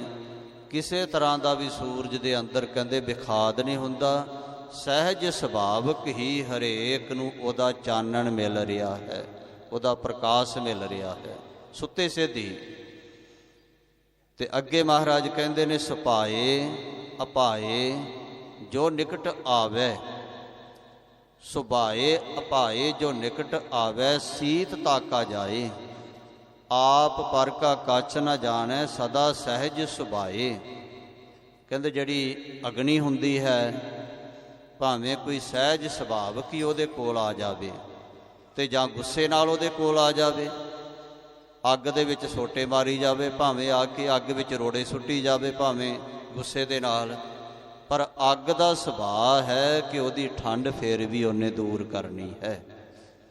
ਅੱਗ ਨਹੀਂ ਜਾਣਦੀ ਮੇਰਾ ਕੌਣ ਹੈ ਤੇ ਪਰਾਇਆ ਕੌਣ ਹੈ, ਆਪ ਪਰ ਕਾ ਕੱਛ ਨਾ ਜਾਣੈ, ਸਦਾ ਸਹਿਜ ਸੁਭਾਏ। ਸਹਿਜ ਸੁਭਾਵਿਕ ਹੀ ਅੱਗ ਦਾ ਸੁਭਾਅ ਹੈ, ਜੋ ਵੀ ਆ ਗਿਆ ਸਭ ਨੂੰ ਨਿਹਾਲ ਕਰ ਦਿੰਦੀ ਹੈ। ਫਿਰ ਪ੍ਰਕਾਸ਼ ਵੀ ਕਰਦੀ ਹੈ ਅਗਨੀ, ਰੋਟੀਆਂ ਵੀ, ਪ੍ਰਸਾਦੇ ਵੀ, ਸਬਜ਼ੀ ਭਾਜਿਆ ਵੀ, ਇਹ ਅੱਗ ਦੇ ਕਰਕੇ ਹੀ ਸਭ ਕੁਝ ਸਾਨੂੰ ਪ੍ਰਾਪਤੀ ਹੋ ਰਹੀ ਹੈ ਨਾ। ਤੋ ਇਸ ਕਰਕੇ ਕਵੀ ਜਾਨ ਜੀ ਕਹਿੰਦੇ, ਸਤਿਗੁਰੂ ਤੇਗ ਬਹਾਦਰ ਸਾਹਿਬ ਮਹਾਰਾਜ ਚੱਲੇ ਜਾ ਰਹੇ ਨੇ। ਸਹਿਜ ਸੁਭਾਵਿਕ ਵੀ ਜਿਹੜਾ ਆ ਕੇ ਮਹਾਰਾਜ ਦੇ ਚਰਨਾਂ 'ਤੇ ਨਮਸਕਾਰ ਕਰਦਾ ਹੈ ਨਾ, ਉਹਨੂੰ ਸੁੱਤੇ ਸਿੱਧ ਹੀ ਸੁੱਖ ਪ੍ਰਾਪਤ ਹੋ ਜਾਂਦੇ ਹਨ। ਪਟਨੇ ਨਗਰ ਤੀਰ ਗੁਰ ਗਏ। ਮਹਾਰਾਜ ਸਾਹਿਬ ਪਟਨਾ ਸਾਹਿਬ ਦੇ ਨੇੜੇ ਚਲੇ ਗਏ ਹਨ। ਇੱਕ ਸਿੱਖ ਕੇ ਘਰ ਪ੍ਰਾਪਤ ਭਏ। ਇੱਕ ਗੁਰੂ ਕਾ ਸਿੱਖ ਰੰਗਿਆ ਹੋਇਆ ਉਹਦੇ ਘਰ ਵੱਲ ਨੂੰ ਮਹਾਰਾਜ ਜਾ ਰਹੇ ਨੇ, ਘਰ ਵਿੱਚ ਦਾਖਲ ਹੋਣ ਵਾਸਤੇ। ਜੈਤਾ ਸੇਠ ਨਾਮ ਤਿਸ ਕਹੈ। ਕਹਿੰਦੇ ਉਸ ਸਿੱਖ ਦਾ ਨਾਮ ਭਾਈ ਜੈਤਾ ਸੇਠ ਕਿਹਾ ਜਾਂਦਾ ਹੈ। ਪਰ ਕਰ ਪਕਵਾਨ ਹਾਟ ਪਰ ਬਹਿ। ਇਹ ਕੀ ਕੰਮ ਕਰਦਾ ਹੈ? ਹਲਵਾਈ ਦਾ ਕੰਮ ਕਰਦਾ ਹੈ। ਪਕਵਾਨ ਬਣਾ ਕੇ ਨਾ, ਪੱਕੇ ਪਕਵਾਨ ਘਿਓ ਵਿੱਚ ਤਲ ਕੇ ਮਠਿਆਈਆਂ ਪਕਵਾਨ ਹੱਟ ਦੇ ਉੱਪਰ ਵੇਚਦਾ ਜਾਂ ਦਿੰਦਾ ਹੈ। ਵੇਸਨ ਸਾਨ ਫਲੋਰੀ ਕਰੈ। ਵੇਸਣ ਨੂੰ ਮਿਲਾ ਕੇ ਕਚੌੜੀਆਂ ਤੇ ਇਸੇ ਤਰ੍ਹਾਂ ਪੂੜੀਆਂ ਵੜੇ ਇਹ ਬਣਾ ਕੇ ਰੱਖਦਾ ਹੈ। ਗੁਰ ਸਿੱਖ ਮਿਲੈ ਸੋ ਅਰਪਨ ਧਰੈ। ਕੋਈ ਗੁਰੂ ਸਾਹਿਬ ਜੀ ਦਾ ਸਿੱਖ ਮਿਲ ਜਾਵੇ ਨਾ ਇਹਨੂੰ ਸਹਿਜ ਸੁਭਾਵਿਕ ਹੀ, ਤੇ ਉਹ ਪੂੜੀਆਂ ਕਚੌੜੀਆਂ ਪੱਕੇ ਪਕਵਾਨ ਉਸ ਦੇ ਅੱਗੇ ਅਰਪ ਦਿੰਦਾ ਹੈ। ਬਿਨਾਂ ਭੇਟਾ ਬਿਨਾਂ ਕੁਝ ਲਏ ਤੋਂ ਉਸ ਨੂੰ ਦੇ ਦਿੰਦਾ ਹੈ। ਆਲਮਗੰਜ ਮਯਾਰ ਬਸਾਈ, ਰਹਿੰਦਾ ਕਿੱਥੇ ਹੈ? ਜੋ ਆਲਮਗੰਜ ਪਹਾੜ ਮੁਹੱਲਾ ਹੈ ਪਟਨੇ ਦੇ ਵਿੱਚ, ਇਸ ਮਹੱਲੇ ਵਿੱਚ ਰਹਿੰਦਾ ਹੈ। ਕਰਤਾ ਸਦਾ ਹਾਟ ਹਲਵਾਈ, ਹਲਵਾਈ ਦੀ ਦੁਕਾਨ ਸਦਾ ਹੀ ਕਰਦਾ ਹੈ। ਅੰਤਰਗਤ ਨਿਸ ਦਿਨ ਗੁਰ ਧਿਆਨ, ਪਰ ਅੰਤਰਆਤਮੇ ਰਾਤ ਦਿਨ ਸਤਿਗੁਰਾਂ ਦਾ ਧਿਆਨ ਲਾਈ ਰੱਖਦਾ ਹੈ। ਧਿਆਨ ਨੂੰ ਨਹੀਂ ਟੁੱਟਣ ਦਿੰਦਾ। ਗੁਰਮੁਖੋ, ਧਿਆਨ ਵਿੱਚ ਬੜੀ ਵੱਡੀ ਤਾਕਤ ਹੈ। ਯਤਨ ਕਰਿਆ ਕਰੋ, ਬਾਣੀ ਪੜ੍ਹੀਏ ਤਾਂ ਧਿਆਨ ਵਿੱਚ ਲਾ ਕੇ ਪੜ੍ਹੀਏ। ਹੌਲੀ ਹੌਲੀ ਫਿਰ ਧਿਆਨ ਜੁੜ ਜਾਂਦਾ, ਫਿਰ ਤਾਂ ਚੱਲਦਿਆਂ ਫਿਰਦਿਆਂ ਵੀ ਧਿਆਨ ਨਹੀਂ ਟੁੱਟਦਾ। ਐਸੀ ਕਿਰਪਾ ਗੁਰੂ ਕੀ ਹੋ ਜਾਂਦੀ ਹੈ। ਪਰ ਪਹਿਲੇ ਪੈਰ ਜ਼ਰੂਰ ਯਤਨ ਕਰਨਾ ਪੈਂਦਾ ਹੈ ਧਿਆਨ ਨੂੰ ਲਾਉਣ ਦਾ। ਇੱਕਦਮ ਇਹ ਅਵਸਥਾ ਨਹੀਂ ਮਿਲ ਜਾਂਦੀ ਜਿਹੜੀ ਆਪਾਂ ਐਵੇਂ ਕਹਿ ਦਿੰਦੇ ਜੀ ਹਾਥ ਪਾਉ ਕਰ ਕਾਮ ਸਭ ਚੀਤ ਨਿਰੰਜਨ ਨਾਲ। ਇਹ ਅਵਸਥਾ ਇੱਕਦਮ ਨਹੀਂ ਮਿਲ ਜਾਂਦੀ। ਇਹ ਧਿਆਨ ਜੁੜ ਜਾਵੇ ਤਾਂ ਚਿੱਤ ਨਿਰੰਜਨ ਨਾਲ ਕੰਮ ਕਰਦਿਆਂ ਵੀ ਜੁੜਿਆ ਰਹਿੰਦਾ, ਨਹੀਂ ਤਾਂ ਨਹੀਂ। ਯਤਨ ਕਰ ਲਓ ਭਾਵੇਂ ਜਿੰਨਾ ਮਰਜ਼ੀ। ਜੇ ਚਿੱਤ ਨਿਰੰਜਨ ਨਾਲ ਹੋਵੇ, ਬੰਦਾ ਠੱਗੀਆਂ ਕੋ ਮਾਰੇ, ਫਿਰ ਭਾਈ ਵਲਸਲ ਕਿਉਂ ਦੁਕਾਨਾਂ ਤੇ ਬਹਿ ਕੇ ਕਰੇ? ਕਿਉਂ ਲੋਕਾਂ ਨੂੰ ਲੁੱਟੇ? 50 ਰੁਪਏ ਦੀ ਚੀਜ਼ ਲਿਆ ਕੇ 1000 ਰੁਪਈਏ ਨੂੰ ਕਿਉਂ ਵੇਚੇ? ਫਿਰ ਜੇ ਚਿੱਤ ਨਿਰੰਜਨ ਦੇ ਨਾਲ ਹੋਵੇ, ਜਦੋਂ ਚਿੱਤ ਨਿਰੰਜਨ ਦੇ ਨਾਲ ਜੁੜ ਗਿਆ ਫਿਰ ਵਲਸਲ ਨਹੀਂ ਕਰੇਗਾ। ਫਿਰ ਇਸ ਤਰ੍ਹਾਂ ਨਹੀਂ ਹੋਵੇਗਾ ਕਿ ਨਿਤ ਨਿਫਲ ਕਰਮ ਕਮਾਵੇ ਬਫਾਵੇ ਦੁਰਮਤੀਆ, ਜਬ ਆਣੈ ਵਲਵਲ ਚ ਕਰ ਝੂਠ ਤਬ ਜਾਣੈ ਜਗ ਜਿੱਤੀਆ। ਫਿਰ ਇਸ ਤਰ੍ਹਾਂ ਦੀ ਹਾਲਤ ਨਹੀਂ ਮਨ ਦੀ ਬਣੇਗੀ। ਤਾਂ ਪਹਿਲਾਂ ਧਿਆਨ ਜ਼ਰੂਰ ਲਾਉਣਾ ਪਵੇਗਾ। ਧਿਆਨ ਵਿੱਚ ਬੜੀ ਵੱਡੀ ਤਾਕਤ ਹੈ। ਕੱਛੂ ਆਂਡਾ ਧਿਆਨ ਕਰ ਕਰ ਪ੍ਰਪੱਕ ਨਦੀ ਵਿੱਚ ਆਣੈ। ਭਾਈ ਗੁਰਦਾਸ ਸਾਹਿਬ ਜੀ ਕਹਿੰਦੇ ਜਿਹੜੀ ਕੁੰਮੀ ਹੈ, ਆਂਡੇ ਦਾ ਧਿਆਨ ਕਰਕੇ ਹੀ ਉਹਨੂੰ ਪਕਾ ਕੇ ਆਪਣੇ ਬੱਚੇ ਨੂੰ ਨਦੀ ਵਿੱਚ ਖਿੱਚ ਕੇ ਲੈ ਆਉਂਦੀ, ਧਿਆਨ ਦੇ ਨਾਲ ਹੀ, ਕਿਉਂਕਿ ਬਰੇਤੀ 'ਤੇ ਆਂਡਾ ਪਿਆ ਹੁੰਦਾ ਹੈ। ਤੋ ਧਿਆਨ ਵਿੱਚ ਇੰਨੀ ਤਾਕਤ ਇਹਨਾਂ ਜੀਵਾਂ ਦੇ ਵਿੱਚ ਵੀ ਪਾਈ ਹੈ। ਅਤੇ ਜਿਹੜਾ ਰੱਬ ਦਾ ਧਿਆਨ ਬੰਦਿਆ ਜੁੜ ਜਾਵੇ ਫਿਰ ਤਾਂ ਕਿੱਡੀ ਵੱਡੀ ਤਾਕਤ ਮਿਲ ਜਾਵੇਗੀ। ਤੋ ਇਸ ਕਰਕੇ ਸੁਰਤ ਸ਼ਬਦ ਵਿੱਚ ਜੋੜਨਾ ਇਹ ਅਕਾਲ ਪੁਰਖ ਵਾਹਿਗੁਰੂ ਦਾ ਧਿਆਨ ਹੈ। ਜਿਵੇਂ ਭਾਈ ਗੁਰਦਾਸ ਸਾਹਿਬ ਜੀ ਨੇ ਕਿਹਾ ਹੈ ਕਿ ਅਕਾਲ ਪੁਰਖ ਵਾਹਿਗੁਰੂ ਦਾ ਧਿਆਨ ਜੋ ਸੁਰਤ ਨੂੰ ਸ਼ਬਦ ਵਿੱਚ ਟਿਕਾ ਲੈਣਾ ਹੈ। ਸ਼ਬਦ ਸੁਰਤ ਲਿਵ ਏਕ ਹੈ। ਇੱਕ ਲਿਵ ਵਿੱਚ ਸ਼ਬਦ ਤੇ ਸੁਰਤ ਨੂੰ ਮੇਲ ਲੈਣਾ। ਤੋ ਇਸ ਤਰ੍ਹਾਂ ਸ਼ਬਦ ਗੁਰੂ ਸੁਰਤ ਧੁਨ ਚੇਲਾ, ਇਸ ਤਰ੍ਹਾਂ ਕਰਦਿਆਂ ਕਰਦਿਆਂ ਫਿਰ ਸਾਧ ਸੰਗਤ ਜੀ ਜਿਹੜਾ ਧਿਆਨ ਹੈ ਉਹ ਟਿਕ ਜਾਂਦਾ ਹੈ। ਤ੍ਰਿਕੁਟੀ ਜਿਹੜੀ ਹੈ ਉਹ ਇੱਕਮਿਕ ਹੋ ਜਾਂਦੀ। ਪਰ ਯਤਨ ਜ਼ਰੂਰ ਕਰਨਾ ਪੈਂਦਾ ਹੈ। ਯਤਨ ਤੋਂ ਬਿਨਾਂ ਅਵਸਥਾ ਨਹੀਂ ਬਣਦੀ ਕਿ ਐਵੇਂ ਕਹੀ ਜਾਈਏ ਜੀ ਹਾਥ ਪਾਉ ਕਰ ਕਾਮ ਸਭ ਚੀਤ ਨਿਰੰਜਨ ਨਾਲ, ਜਪਜੀ ਸਾਹਿਬ ਇੱਕ ਨਾ ਕਰੀਏ ਤੇ ਕਹੀ ਜਾਈਏ ਚਿੱਤ ਨਿਰੰਜਨ ਨਾਲ ਜੁੜ ਜਾਵੇ। ਇਸ ਤਰ੍ਹਾਂ ਨਹੀਂ ਹੁੰਦਾ। ਤੋ ਇਹ ਗੁਰੂ ਕਾ ਸਿੱਖ ਜਿਹੜਾ ਧਿਆਨ ਦੇ ਪਰਾਇਣ ਹੋ ਕੇ ਰਹਿੰਦਾ ਹੈ। ਭਾਈ ਮਰਦਾਨਾ ਜੀ ਦੇ ਜੀਵਨ ਵਿੱਚ ਇੱਕ ਗਾਥਾ ਆਉਂਦੀ ਹੈ ਕਿ ਸਤਿਗੁਰੂ ਨਾਨਕ ਸਾਹਿਬ ਜਦੋਂ ਵੇਈ ਨਦੀ ਦੇ ਵਿੱਚ ਇਸ਼ਨਾਨ ਕਰਨ ਵਾਸਤੇ ਤੜਕੇ ਜਾਇਆ ਕਰਦੇ ਸਨ ਤੇ ਭਾਈ ਮਰਦਾਨਾ ਜੀ ਨੂੰ ਆਪਣੇ ਬਸਤਰ ਲਾ ਕੇ ਫੜਾ ਜਾਂਦੇ ਸਨ ਤੇ ਆਪ ਵੇਈ ਨਦੀ ਵਿੱਚ ਦਾਖਲ ਹੋ ਕੇ ਇੱਕ ਇੱਕ ਪੈਰ ਤੱਕ ਬੰਦਗੀ ਕਰਦੇ ਰਹਿੰਦੇ ਸਨ ਮਹਾਰਾਜ ਪਾਣੀ ਵਿੱਚ ਹੀ। ਤੋ ਭਾਈ ਮਰਦਾਨਾ ਜੀ ਉੱਥੇ ਚੌਂਕੜਾ ਲਾ ਕੇ ਕਈ ਵਾਰ ਬਹਿ ਜਾਂਦੇ ਤੇ ਸਤਿਗੁਰਾਂ ਦਾ ਧਿਆਨ ਹਿਰਦੇ ਵਿੱਚ ਟਿਕਾ ਲੈਂਦੇ। ਬੜੇ ਪ੍ਰੇਮੀ ਸਨ, ਬਚਪਨ ਤੋਂ ਹੀ ਮਹਾਰਾਜ ਜੀ ਦੇ ਨਾਲ ਪ੍ਰੇਮ ਕਰਦੇ ਸਨ। ਇੱਕ ਦਿਨ ਮਹਾਰਾਜ ਪਹਿਲਾਂ ਨਿਕਲ ਆਏ ਤੇ ਆ ਕੇ ਬਸਤਰ ਮੰਗਣ ਲੱਗੇ। ਭਾਈ ਮਰਦਾਨਾ ਜੀ ਸਮਾਧੀ ਲਾ ਕੇ ਬੈਠੇ ਹੋਏ ਨੇ, ਮਹਾਰਾਜ ਜੀ ਦਾ ਸਰੂਪ ਹਿਰਦੇ ਵਿੱਚ ਵਸਾ ਕੇ, ਅੱਖਾਂ ਬੰਦ ਨੇ। ਸਤਿਗੁਰਾਂ ਨੇ 2-3 ਵਾਰ ਜਦੋਂ ਬਸਤਰ ਮੰਗੇ, ਭਾਈ ਮਰਦਾਨਾ ਜੀ ਨੇ ਜਵਾਬ ਨਾ ਦਿੱਤਾ ਤੇ ਮਹਾਰਾਜ ਜੀ ਨੇ ਇਹਦੇ ਹਿਰਦੇ ਵਿੱਚੋਂ ਆਪਣਾ ਸਰੂਪ ਅਲੋਪ ਕਰ ਲਿਆ, ਗੁਪਤ ਕਰ ਲਿਆ। ਜਿਸ ਸਰੂਪ ਦਾ ਧਿਆਨ ਟਿਕਾ ਕੇ ਬੈਠੇ ਹੋਏ ਸਨ, ਜਦੋਂ ਸਰੂਪ ਅਲੋਪ ਹੋ ਗਿਆ, ਇੱਕਦਮ ਹੀ ਚੌਂਕੇ ਭਾਈ ਮਰਦਾਨਾ ਜੀ। ਅੱਖਾਂ ਖੁੱਲ੍ਹੀਆਂ ਤੇ ਸਾਹਮਣੇ ਸਤਿਗੁਰੂ ਨਾਨਕ ਸਾਹਿਬ ਮਹਾਰਾਜ ਖੜੇ ਨੇ। ਚਰਨਾਂ 'ਤੇ ਸਿਰ ਰੱਖ ਦਿੱਤਾ। ਮਹਾਰਾਜ ਕਹਿੰਦੇ, ਭਾਈ ਮਰਦਾਨਾ ਜੀ ਅਸੀਂ ਤਾਂ ਕਿਤਨੇ ਚਿਰ ਦੀਆਂ ਆਵਾਜ਼ਾਂ ਮਾਰ ਰਹੇ ਹਾਂ ਤੁਹਾਨੂੰ। ਕਹਿਣ ਤੋਂ ਭਾਵ ਕਿਉਂਕਿ ਜਦੋਂ ਗੁਰੂ ਸਨਮੁਖ ਹੋਵੇ ਉਦੋਂ ਅੱਖਾਂ ਬੰਦ ਕਰਨ ਦੀ ਜ਼ਿਆਦਾ ਲੋੜ ਨਹੀਂ ਹੁੰਦੀ। ਪਰ ਭਾਈ ਮਰਦਾਨਾ ਜੀ ਦੀ ਅਵਸਥਾ ਬਹੁਤ ਉੱਚੀ ਹੋ ਗਈ ਸੀ, ਹਿਰਦੇ ਵਿੱਚ ਧਿਆਨ ਜੁੜ ਜਾਇਆ ਕਰਦਾ ਸੀ।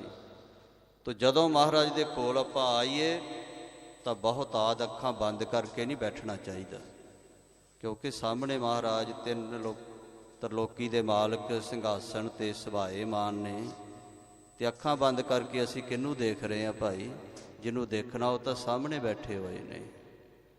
ਇਹ ਮਨ ਵਿੱਚ ਭਾਵਨਾ ਹੋਣੀ ਚਾਹੀਦੀ। ਬਾਹਰ ਜਿੱਦਾਂ ਮਰਜ਼ੀ ਆਪਾਂ ਆਪਣਾ ਧਿਆਨ ਲਾਈਏ, ਪਰ ਸ੍ਰੀ ਗੁਰੂ ਗ੍ਰੰਥ ਸਾਹਿਬ ਜੀ ਦੇ ਕੋਲ ਆ ਕੇ ਯਤਨ ਕਰਿਆ ਕਰੋ ਆਪਣੇ ਨੇਤਰ ਮਹਾਰਾਜ ਜੀ ਦੇ ਦਰਸ਼ਨਾਂ ਵਿੱਚ ਲੱਗੇ ਹੋਣ, ਤਾਂ ਕਿ ਕਿਤੇ ਕੋਈ ਕਿਰਪਾ ਦੀ ਕਿਰਨ ਸਾਡੇ ਮਸਤਕ 'ਤੇ ਹਜ਼ੂਰ ਦੀ ਪੈ ਜਾਵੇ ਅਤੇ ਸਾਡੇ ਵੀ ਭਾਗ ਖੁੱਲ੍ਹ ਜਾਣ। ਤੋ ਇਹ ਗੁਰੂ ਕਾ ਸਿੱਖ ਭਾਈ ਜੈਤ ਸੇਠ ਜਿਹੜਾ ਧਿਆਨ ਲਗਾ ਕੇ ਦੁਕਾਨ ਵਿੱਚ ਬੈਠਦਾ ਤਾਂ ਵੀ ਧਿਆਨ ਲਗਾ ਕੇ, ਅਤੇ ਜੇ ਘਰ ਵਿੱਚ ਹੁੰਦਾ ਹੈ ਤਾਂ ਵੀ ਮਹਾਰਾਜ ਜੀ ਦਾ ਧਿਆਨ ਲਾ ਕੇ ਬੈਠਦਾ ਹੈ। ਦੁਰਬਲ ਦੀਨ ਲੋਭ ਨਹਿ ਮਾਨਾ, ਬੜਾ ਕਮਜ਼ੋਰ ਜਿਹਾ ਹੈ ਵਿਚਾਰਾ, ਬਹੁਤਾ ਸਰੀਰ ਰਿਸ਼ਟ ਪੁਸ਼ਟ ਨਹੀਂ ਹੈ, ਦੁਰਬਲ ਜਿਹਾ ਸਰੀਰ ਹੈ, ਗਰੀਬ ਬਣ ਕੇ ਰਹਿੰਦਾ ਹੈ, ਗਰੀਬੀ ਦੇ ਵਿੱਚ ਰਹਿੰਦਾ ਹੈ, ਦੀਨ ਜਿਹਾ ਬਣ ਕੇ। ਇਸ ਤਰ੍ਹਾਂ ਜਾਣਨਾ ਕਰੋ, ਮਸਕੀਨੀ ਦੇ ਵਿੱਚ ਰਹਿੰਦਾ ਹੈ, ਗਰੀਬੀ ਦੇ ਵਿੱਚ ਰਹਿੰਦਾ ਹੈ, ਕਿਉਂਕਿ ਸਾਧ ਕੀ ਸੋਭਾ ਅਤ ਮਸਕੀਨੀ, ਸੰਤ ਵਡਾਈ ਹਰ ਜਸ ਚੀਨੀ। ਸਾਧੂ ਦੀ ਸੋਭਾ ਮਸਕੀਨੀ ਵਿੱਚ ਹੁੰਦੀ ਹੈ, ਅਮੀਰੀ ਵਿੱਚ ਨਹੀਂ। ਸਾਧ ਸੰਗਤ ਜੀ, ਜਿਹੜਾ ਸਾਧੂ ਬਹੁਤ ਮਸਕੀਨ ਜਿਹਾ ਹੋ ਕੇ ਰਵੇ, ਸੋਭਾ ਵਡਿਆਈ ਉਹਦੀ ਮਹਾਰਾਜ ਕਹਿੰਦੇ ਹੁੰਦੀ ਹੈ। ਕਰਤ ਇਸ਼ਨਾਨ ਸੋ ਕਿਨਹੁ ਨ ਦੇਖਾ, ਇਸ਼ਨਾਨ ਕਰਦੇ ਨੂੰ ਕਿਸੇ ਨੇ ਦੇਖਿਆ ਹੀ ਵੀ ਨਹੀਂ ਕਿ ਇਸ਼ਨਾਨ ਕਦੋਂ ਕਰਦਾ ਹੈ। ਫਿਰ ਗੰਗਾ ਨੇੜੇ ਵਹਿੰਦੀ ਹੈ, ਗੰਗਾ ਤੇ ਕਿਸੇ ਨੇ ਵੇਖਿਆ ਹੀ ਨਹੀਂ ਕਿ ਗੰਗਾ ਤੇ ਜਾ ਕੇ ਵੀ ਇਸ਼ਨਾਨ ਕਦੇ ਇਸਨੇ ਕੀਤਾ ਹੋਵੇ। ਬਸਤਰ ਮਲੀਨੇ ਤਨ ਪਰ ਵੇਖਾ, ਕਹਿੰਦੇ ਬਸਤਰ ਵੀ ਬੜੇ ਮੈਲੇ ਜੇ ਤੇ ਬੜੇ ਫਟੇ ਜੇ, ਪੁਰਾਣੇ ਜੇ। ਆਪਣੇ ਤਨ ਤੇ ਜਿਹੜਾ ਲਿਬਾਸ ਬਸਤਰਾਂ ਦਾ ਰੱਖਦਾ ਹੈ ਬੜਾ ਮੈਲਾ ਜਿਹਾ ਤੇ ਪੁਰਾਣਾ ਜਿਹਾ। ਜਿਉਂ ਕਰ ਮੈਲੇ ਚੀਥੜੇ ਹੀਰਾ ਲਾਲ ਅਮੋਲ ਪਲੇਟਾ। ਬਲੌਰ ਤਾਂ ਸਾਹਮਣੇ ਹੀ ਪਏ ਹੁੰਦੇ ਨੇ, ਸਭ ਨੂੰ ਦਿਸਦੇ ਨੇ, ਪਰ ਹੀਰੇ ਨੂੰ ਜੌਹਰੀ ਨੇ ਗੋਦੜੀ ਵਿੱਚ ਲੁਕਾ ਕੇ ਰੱਖਿਆ ਹੁੰਦਾ, ਉਹ ਵੀ ਮੈਲੀ ਜੀ ਗੋਦੜੀ ਦੇ ਵਿੱਚ। ਸਾਧ ਸੰਗਤ ਜੀ, ਕਿਸੇ ਨੂੰ ਪਤਾ ਨਾ ਲੱਗ ਜੇ, ਕੋਈ ਚੁਰਾ ਕੇ ਨਾ ਲੈ ਜਾਵੇ। ਇਸ ਤਰ੍ਹਾਂ ਦੇ ਜਿਹੜੇ ਸਾਧੂ ਨੇ ਪ੍ਰਮਾਤਮਾ ਦੇ ਹੀਰੇ ਹੁੰਦੇ ਨੇ ਗੁਰਮੁਖੋ। ਜਿਨ ਪਟ ਅੰਦਰ ਬਾਹਰ ਗੁੱਦੜ ਤੇ ਭਲੇ ਸੰਸਾਰ। ਕੋਈ ਜ਼ਰੂਰੀ ਨਹੀਂ ਕਿ 1 ਕਰੋੜ ਦੀ ਗੱਡੀ ਥੱਲੇ ਹੋਵੇ, 15-20 ਚੇਲੇ ਹੋਣ, ਇੱਕ ਪੱਖੀ ਚੱਲ ਰਿਹਾ ਹੋਵੇ, ਇੱਕ ਜੋੜਾ ਜਰਾਬਾਂ ਪਾਉਣ ਵਾਲਾ ਹੋਵੇ, ਤੇ ਇੱਕ ਬਾਬਾ ਜੀ ਨੂੰ ਲੰਗਰ ਛਕਾਉਣ ਵਾਲਾ ਹੋਵੇ, ਤੇ ਨਾਲ 50,000 ਦਾ ਚੋਗਾ ਕਢਾਈ ਵਾਲਾ ਪਾਇਆ ਹੋਵੇ। ਕੋਈ ਜ਼ਰੂਰੀ ਨਹੀਂ ਕਿ ਸਾਧੂ ਉਹੋ ਹੀ ਹੁੰਦਾ ਹੈ। ਸਾਧ ਸੰਗਤ ਜੀ, ਹੀਰੇ ਜਿਹੜੇ ਨੇ ਉਹ ਮੈਲੀ ਗੋਦੜੀ ਵਿੱਚ ਲਪੇਟੇ ਹੋਏ ਹੁੰਦੇ ਨੇ। ਤੋ ਇਹ ਇਹੋ ਜਿਹਾ ਹੀਰਾ ਸਤਿਪੁਰਖ ਤਤ ਬੇਤਾ ਹੈ, ਜਿਹੜਾ ਆਪਣੇ ਸਰੀਰ ਦਾ ਵੀ ਬਹੁਤਾ ਖਿਆਲ ਨਹੀਂ ਰੱਖਦਾ, ਬੜੇ ਗੁੱਦੜ ਜੇ ਕੱਪੜਿਆਂ ਦੇ ਵਿੱਚ ਇਹ ਰਹਿੰਦਾ ਹੈ, ਬਹੁਤ ਹੀ ਗਰੀਬੀ ਦੇ ਵਿੱਚ। ਹਉ ਤਿਸ ਘੋਲ ਘੁਮਾਇਆ ਗੁਰਮਤਿ ਹਿਰਦੈ ਗਰੀਬੀ ਆਵੈ। ਵਿਚਰਤ ਗੁਰ ਕੋ ਸਿੱਖ ਮਿਲ ਜਾਏ, ਵਿਚਰਦਾ ਵਿਚਰਦਿਆਂ ਕਿਤੇ ਗੁਰੂ ਕਾ ਸਿੱਖ ਨੂੰ ਕੋਈ ਮਿਲ ਜਾਵੇ। ਤਿਸ ਕੇ ਪਗ ਨਿਜ ਸੀਸ ਝੁਕਾਏ, ਕਹਿੰਦੇ ਉਹਦੇ ਚਰਨਾਂ ਤੇ ਆਪਣਾ ਸਿਰ ਰੱਖ ਦਿੰਦਾ। ਧੰਨ ਗੁਰੂ ਕੇ ਸਿੱਖਾ, ਮੈਨੂੰ ਤੇਰੇ ਦੀਦਾਰ ਹੋਏ, ਤੇਰੇ ਵਿੱਚੋਂ ਗੁਰੂ ਦੇ ਹੀ ਮੈਨੂੰ ਦਰਸ਼ਨ ਹੋ ਗਏ। ਚਰਨ ਧੋਏ ਰਹਿਰਾਸ ਕਰ, ਚਰਨਾ ਅੰਮ੍ਰਿਤ ਗੁਰਸਿੱਖਾਂ ਪਿਲਾਇਆ। ਮਹਾਰਾਜ ਸੱਚੇ ਪਾਤਸ਼ਾਹ ਜੀ ਨੇ ਗੁਰਸਿੱਖਾਂ ਵਿੱਚ ਇਹ ਰੀਤ ਚਲਾਈ ਹੈ ਕਿ ਗੁਰਸਿੱਖ ਦੇ ਅੱਗੇ ਨਿਉ ਜਾਇਆ ਕਰਦੇ। ਜੋ ਦੀਸੈ ਗੁਰਸਿੱਖੜਾ ਤਿਸ ਨਿਵ ਨਿਵ ਲਾਗੋ ਪਾਏ ਜੀਓ। ਪੰਜ ਫਿਲੌਰੀ ਦੇਤ ਅਕੋਰ, ਉਹ 5 ਤਲੀਆਂ ਹੋਈਆਂ ਘਿਓ ਦੇ ਵਿੱਚ ਕਚੌੜੀਆਂ ਉਹਦੇ ਹੱਥਾਂ ਤੇ ਰੱਖ ਦਿੰਦਾ ਕਿ ਮੇਰੇ ਵੱਲੋਂ ਭਾਈ ਛਕ ਲਵੀ। ਵਿਦਾ ਕਰਤ ਦੋਨੋਂ ਕਰ ਜੋਰ, ਹੱਥ ਜੋੜ ਕਰਕੇ ਇਸ ਤਰ੍ਹਾਂ ਪੱਕੇ ਪਕਵਾਨ ਦੇ ਕੇ ਗੁਰਸਿੱਖ ਨੂੰ ਵਿਦਿਆ ਕਰਦਾ। ਮਹਿਮਨ ਜਾਣੈ ਤਿਸ ਕੌਣ, ਕੋਈ ਉਹਦੀ ਮਹਿਮਾ ਜਾਣਦਾ ਹੀ ਨਹੀਂ ਕਿ ਕੌਣ ਹੈ। ਜਿਵੇਂ ਗੁਰੂ ਨਾਨਕ ਸਾਹਿਬ ਮਹਾਰਾਜ ਸਾਦੇ ਮਰਾਦੇ ਜੇ ਰਹਿੰਦੇ ਸਨ, ਤੇ ਕੋਈ ਆਖਦਾ ਭੂਤ ਨਾ ਕੋਈ ਕੁਝ ਕਹਿੰਦਾ। ਮਹਾਰਾਜ ਨੇ ਬਚਨ ਵੀ ਲਿਖੇ ਨੇ, ਭਗਤ ਕਬੀਰ ਸਾਹਿਬ ਜੀ ਵੀ ਕਹਿੰਦੇ ਨੇ ਨਾ, ਲੋਕ ਕਹੈ ਕਬੀਰ ਬੌਰਾਨਾ, ਕਬੀਰ ਕਾ ਮਰਮ ਰਾਮ ਪਹਿਚਾਨਾ। ਲੋਕ ਤਾਂ ਕਹਿੰਦੇ ਪਾਗਲ ਹੈ, ਬੌਰਾ ਹੈ, ਝੱਲਾ ਹੈ। ਜਿਸ ਸਾਧੂ ਸੰਤ ਨੇ ਸੰਤ ਬਾਬਾ ਨਿਧਾਨ ਸਿੰਘ ਮਹਾਂਪੁਰਖਾਂ ਨੂੰ ਭਗਤੀ ਵਿੱਚ ਜੋੜਿਆ ਸੀ ਨਾ, ਲੰਗਰ ਸਾਹਿਬ ਵਾਲਿਆਂ ਨੂੰ, ਬਾਬਾ ਦੀਵਾਨ ਸਿੰਘ ਜੀ, ਉਹ ਵੀ ਦੀਵਾਨੇ ਤੇ ਝੱਲੇ ਲੋਕ ਉਹਨਾਂ ਨੂੰ ਕਿਹਾ ਕਰਦੇ ਸਨ। ਪਾਗਲ ਆ ਗਿਆ, ਮਸਤਾਨਾ ਆ ਗਿਆ, ਇਸ ਤਰ੍ਹਾਂ ਕਿਹਾ ਕਰਦੇ ਸਨ ਉਸ ਮਹਾਂਪੁਰਖ ਨੂੰ। ਪਰ ਉਹ ਬਾਬਾ ਦੀਵਾਨ ਸਿੰਘ ਮਹਾਂਪੁਰਖ ਅੰਦਰੋਂ ਬ੍ਰਹਮ ਗਿਆਨ ਵਿੱਚ ਰੰਗੇ ਹੋਏ ਮਹਾਂਪੁਰਖ ਸਨ। ਬਾਹਰੋਂ ਝੱਲੇ ਜੇ ਦਿਖਾਈ ਦਿੰਦੇ ਸਨ ਲੋਕਾਂ ਨੂੰ। ਜਿਵੇਂ ਤੁਲਸਾ ਨੂੰ ਗੁਰੂ ਨਾਨਕ ਸਾਹਿਬ ਨੇ ਬਾਹਰੋਂ ਝੱਲੀ ਕਰ ਦਿੱਤਾ, ਕਮਲੀ ਕਰ ਦਿੱਤਾ ਸੀ, ਕਮਲੀ ਝਮਲੀ ਤੇ ਅੰਦਰ ਬ੍ਰਹਮ ਗਿਆਨ ਦੇ ਦਿੱਤਾ ਸੀ ਨਾ, ਇਸ ਤਰ੍ਹਾਂ ਦੇ ਵੀ ਸਾਧੂ ਸਤਪੁਰਖ ਦੁਨੀਆ ਵਿੱਚ ਹੁੰਦੇ ਨੇ ਸਾਧ ਸੰਗਤ ਜੀ। ਤੋ ਇਸ ਤਰ੍ਹਾਂ ਇਹ ਗੁਰੂ ਕਾ ਪਿਆਰਾ, ਜਿਹਨੂੰ ਲੋਕ ਬਾਹਰੋਂ ਮਸਤਾਨਾ ਜਿਹਾ ਸਮਝਦੇ ਹਨ, ਸਿਮਰਨ ਸਤਿਗੁਰ ਧਰ ਕਰ ਮੌਨ। ਮਹਾਰਾਜ ਜੀ ਦਾ ਚੁੱਪ ਧਾਰ ਕੇ ਸਿਮਰਨ ਕਰਦਾ ਰਹਿੰਦਾ, ਬਹੁਤਾ ਨਹੀਂ ਬੋਲਦਾ। ਮਿਥਿਆ ਜਾਣੈ ਜਗਤ ਪਸਾਰਾ। ਸਾਰੇ ਜਗਤ ਦੇ ਪਸਾਰੇ ਨੂੰ ਝੂਠਾ ਜਾਣਦਾ ਹੈ ਕਿ ਸੰਸਾਰ ਝੂਠਾ ਹੈ। ਸਾਚ ਨ ਭਾਸੈ ਨਸਵਰ ਸਾਰਾ। ਸੱਚ ਨਹੀਂ ਦਿਸਦਾ ਸੰਸਾਰ, ਕਿ ਨਾਸ ਹੋ ਜਾਣ ਵਾਲਾ ਸਾਰਾ ਸੰਸਾਰ ਹੈ, ਦੁਨੀਆ ਮਕਾਮੇ ਫਾਨੀ। ਇੱਕ ਦਿਨ ਗੁਰ ਸੰਗਤ ਨਰ ਕੇਈ। ਇੱਕ ਦਿਨ ਕੁਝ ਗੁਰੂ ਕੀ ਸੰਗਤ ਦੇ ਮਨੁੱਖ ਪੂਜਤ ਭਏ ਪ੍ਰੇਮ ਕਰਤੇਈ। ਬੜੇ ਪ੍ਰੇਮ ਦੇ ਨਾਲ ਪੁੱਛਣ ਲੱਗੇ ਭਾਈ ਜੈਤ ਸੇਠ ਨੂੰ, ਕਹੋ ਸੇਠ ਜੀ ਕਿਉਂ ਨ ਇਸ਼ਨਾਨਹੁ। ਇਹ ਭਾਈ ਜੈਤਾ ਜੀ, ਸੇਠ ਜੀ, ਤੁਹਾਨੂੰ ਕਦੇ ਇਸ਼ਨਾਨ ਕਰਦਿਆਂ ਅਸੀਂ ਨਹੀਂ ਦੇਖਿਆ। ਵਸਤਰ ਸਰੀਰ ਮਲੀਨੋ ਠਾਨੋ। ਜਦੋਂ ਵੀ ਵੇਖੀਦਾ ਹੈ ਮੈਲੇ ਜੇ ਵਸਤਰ ਸਰੀਰ ਤੇ ਪਾਏ ਹੁੰਦੇ ਨੇ ਤੁਸੀਂ। 300 ਕਹਿਓ ਜੇ ਦੇਖਿਓ ਚਾਹੋ। ਉਹਨਾਂ ਨੂੰ ਗੁਰੂ ਕਾ ਸਿੱਖ ਭਾਈ ਜੈਤ ਸੇਠ ਕਹਿਣ ਲੱਗਾ, ਜੇ ਦੇਖਣਾ ਚਾਹੁੰਦੇ ਹੋ ਭਾਈ ਤੁਸੀਂ, ਸਰਵ ਕਿਰਿਆ ਤੁਮ ਮਮ ਕਰ ਰਹੋ। ਸਾਰੀ ਕਿਰਿਆ ਮੇਰੀ ਦੇਖਣਾ ਚਾਹੁੰਦੇ ਹੋ ਤਾਂ ਮੇਰੇ ਘਰ ਵਿੱਚ ਰਹੋ ਇੱਕ ਰਾਤ। ਕਹੇ ਬਨੇ ਨਹਿ ਲੀਜਹ ਦੇਖ। ਕਹਿਣ ਦੇ ਨਾਲ ਵਿਸ਼ਵਾਸ ਨਹੀਂ ਹੁੰਦਾ, ਕਹਿੰਦੇ ਭਰੋਸਾ ਨਹੀਂ ਆਉਂਦਾ, ਕਹਿਣਾ ਨਹੀਂ ਬਣ ਆਉਂਦਾ। ਮੈਂ ਕੀ ਕਹਾਂ, ਤੁਸੀਂ ਆਪ ਹੀ ਦੇਖ ਲਓ ਮੇਰੇ ਕੋਲ ਰਾਤ ਰਹਿ ਕੇ। ਜਿਮ ਇਸ਼ਨਾਨ ਮੈਂ ਕਰੂੰ ਵਿਸ਼ੇਖ। ਮੈਂ ਤਾਂ ਭਾਈ ਰੋਜ਼ ਇਸ਼ਨਾਨ ਕਰਦਾ ਹਾਂ, ਤੇ ਜਿਵੇਂ ਮੈਂ ਇਸ਼ਨਾਨ ਕਰਦਾ ਤੁਸੀਂ ਵੀ ਮੇਰੇ ਕੋਲ ਵੇਖ ਲਓ ਰਹਿ ਕੇ। ਸੁਨ ਸਿੱਖ ਦੁਐ ਤਿਸ ਕੇ ਘਰ ਰਹੇ। 2 ਗੁਰਸਿੱਖ ਰਾਤ ਉਹਦੇ ਘਰ ਦੇ ਵਿੱਚ ਰਹੇ ਹਨ। ਨਿਸਮੈ ਕਿਰਿਆ ਕਰਤ ਸਭ ਲਹੇ। ਰਾਤ ਸਾਰੀ ਆਪਣੀ ਕਿਰਿਆ ਕਰਦਾ ਰਿਹਾ, ਕੰਮ ਕਰਦਾ ਰਿਹਾ ਦੁਕਾਨ ਦਾ। ਨਿਜ ਦੁਕਾਨ ਤੇ ਬੈਠਿਓ ਆਏ। ਕਾਫੀ ਰਾਤ ਬਤੀਤ ਹੁੰਦੀ ਤੱਕ ਆਪਣੀ ਦੁਕਾਨ ਤੇ ਆ ਕੇ ਬੈਠਾ ਰਿਹਾ। ਸਿਮਰਤ ਭਇਓ ਨਾਮ ਸੁਖਦਾਏ। ਨਾਲ ਨਾਮ ਸਿਮਰਨ ਜਪਦਾ ਹੈ, ਗੁਰਬਾਣੀ ਪੜ੍ਹਦਾ ਹੈ। ਜਾਮ ਨਿਸਾ ਬਾਕੀ ਜਬ ਰਹੀ। ਜਦੋਂ ਇੱਕ ਪੈਰ ਰਾਤ ਬਾਕੀ ਰਹਿ ਗਈ ਹੈ, ਉਠੇ ਸੇਠ ਜੀ ਮਨ ਮੈਂ ਲਹੀ। ਸੇਠ ਜੀ ਆਪਣੀ ਦੁਕਾਨ ਤੋਂ ਉੱਠੇ ਹਨ, ਮਨ ਵਿੱਚ ਵਿਚਾਰ ਕੇ ਕਿ ਇੱਕ ਪੈਰ ਬਾਕੀ ਰਹਿੰਦੀ ਹੈ। ਸੋਚਾਚਾਰ ਕਰਿਓ ਜਲ ਨਾਲ। ਕਹਿੰਦੇ ਕਿਰਿਆ ਆਦਿਕ ਸੋਧ ਕੇ ਜੋ ਸੋਚਾਲੈ, ਸੋਚਾਚਾਰ ਕਰਕੇ ਫਿਰ ਪਾਣੀ ਦੇ ਨਾਲ ਇਸ਼ਨਾਨ ਜਲ ਦੇ ਨਾਲ ਕਰਨ ਲੱਗੇ ਨੇ। ਸੁਰਸਰ ਆਈ ਘਰ ਤਿਸ ਕਾਲ। ਪਹਿਲਾਂ ਹੱਥ ਮਾਂਜੇ ਨੇ, ਸੋਚਾਚਾਰ ਕੀਤਾ। ਸੋਚਾਚਾਰ ਵੈਸੇ ਹੁੰਦਾ ਜਿਹੜਾ ਤੜਕੇ ਉੱਠ ਕੇ, ਜਿਵੇਂ ਨਿਹੰਗ ਸਿੰਘ ਜੰਗਲ ਮੈਦਾਨ ਕਹਿ ਦਿੰਦੇ ਨੇ, ਸ਼ੌਚਾਲਿਆ ਹਿੰਦੀ ਵਿੱਚ ਸ਼ੌਚਾਲਿਆ ਕਹਿ ਦਿੱਤਾ ਜਾਂਦਾ, ਕਿਰਿਆ ਸੋਧਨੀ। ਤੋ ਇਸ ਪ੍ਰਕਾਰ ਫਿਰ ਹੱਥ ਮਾਂਜਣੇ, ਸੁੱਚੇ ਕਰਨੇ। ਤੋ ਇਹ ਕਰਨ ਤੋਂ ਬਾਅਦ ਸੁਰਸਰ ਆਈ ਘਰ ਤਿਸ ਕਾਲ। ਕਹਿੰਦੇ ਜਿਹੜੀ ਗੰਗਾ ਹੈ ਨਾ, ਇਹਦੇ ਘਰ ਦੇ ਵਿੱਚ ਆਈ ਉਸ ਵੇਲੇ ਆਪ ਚੱਲ ਕੇ। ਵੱਡਾ ਹੌਜ ਇੱਕ ਹੁਤੋ ਬਣਾਇਓ। ਇੱਕ ਵੱਡਾ ਸਾਰਾ ਚਬੱਚਾ ਇਹਨੇ ਘਰ ਵਿੱਚ ਬਣਾ ਕੇ ਰੱਖਿਆ ਹੋਇਆ ਸੀ। ਨਿਰਮਲ ਜਲ ਤੇ ਸੋ ਭਰ ਗਇਓ। ਉਹ ਨਿਰਮਲ ਜਲ ਦੇ ਨਾਲ ਚਬੱਚਾ ਉਸ ਗੰਗਾ ਨੇ ਭਰ ਦਿੱਤਾ, ਮੂੰਹ ਦੇ ਵਿੱਚੋਂ ਜਲ ਕੱਢ ਕੇ। ਤਿਨਕੇ ਦੇਖਤ ਕੀਨ ਇਸ਼ਨਾਨ। ਸਾਰਿਆਂ ਦੇ ਵੇਖਦੇ ਹੋ ਜਿਹੜੇ ਗੁਰਸਿੱਖ ਉੱਥੇ ਰਹੇ ਸਨ ਵੇਖਣ ਵਾਸਤੇ, ਇਸ਼ਨਾਨ ਕਿਵੇਂ ਕਰਦਾ, ਕਦੋਂ ਕਰਦਾ, ਉਹਨਾਂ ਦੇ ਵੇਖਦਿਆਂ ਭਾਈ ਜੈਤਾ ਜੀ ਨੇ ਇਸ਼ਨਾਨ ਕੀਤਾ। ਪੁਨ ਲਾਗਿਓ ਸਿਮਰਨ ਸੁਖ ਦਾਨ, ਸਮਾਧੀ ਲਾ ਕੇ ਸੁਖ ਦੇਣ ਵਾਲਾ ਸਿਮਰਨ ਕਰਨ ਲੱਗਾ।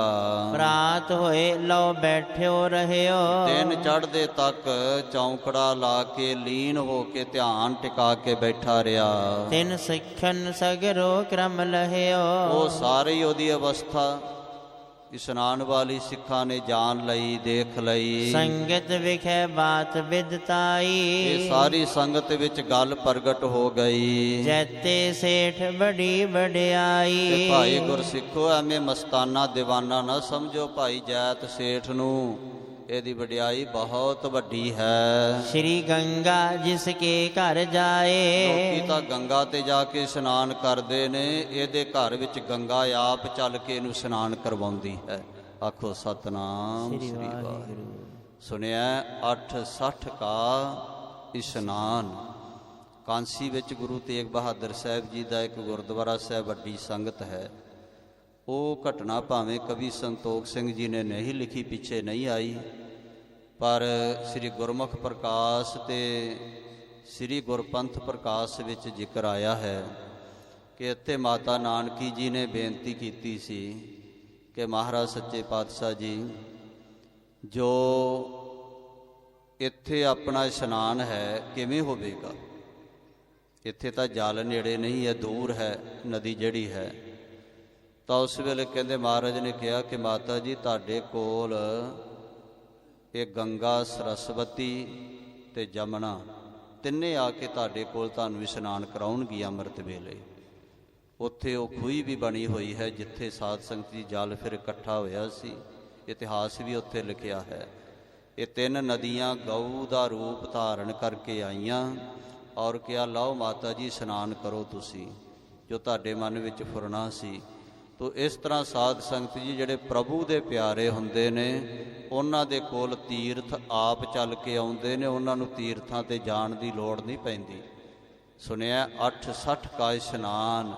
ਜਿਹੜਾ ਪੂਰਬ ਰਾਜਾ ਸੀ, ਇਹ ਬੜਾ ਬੰਦਗੀ ਵਾਲਾ ਰਾਜਾ ਹੋਇਆ ਹੈ।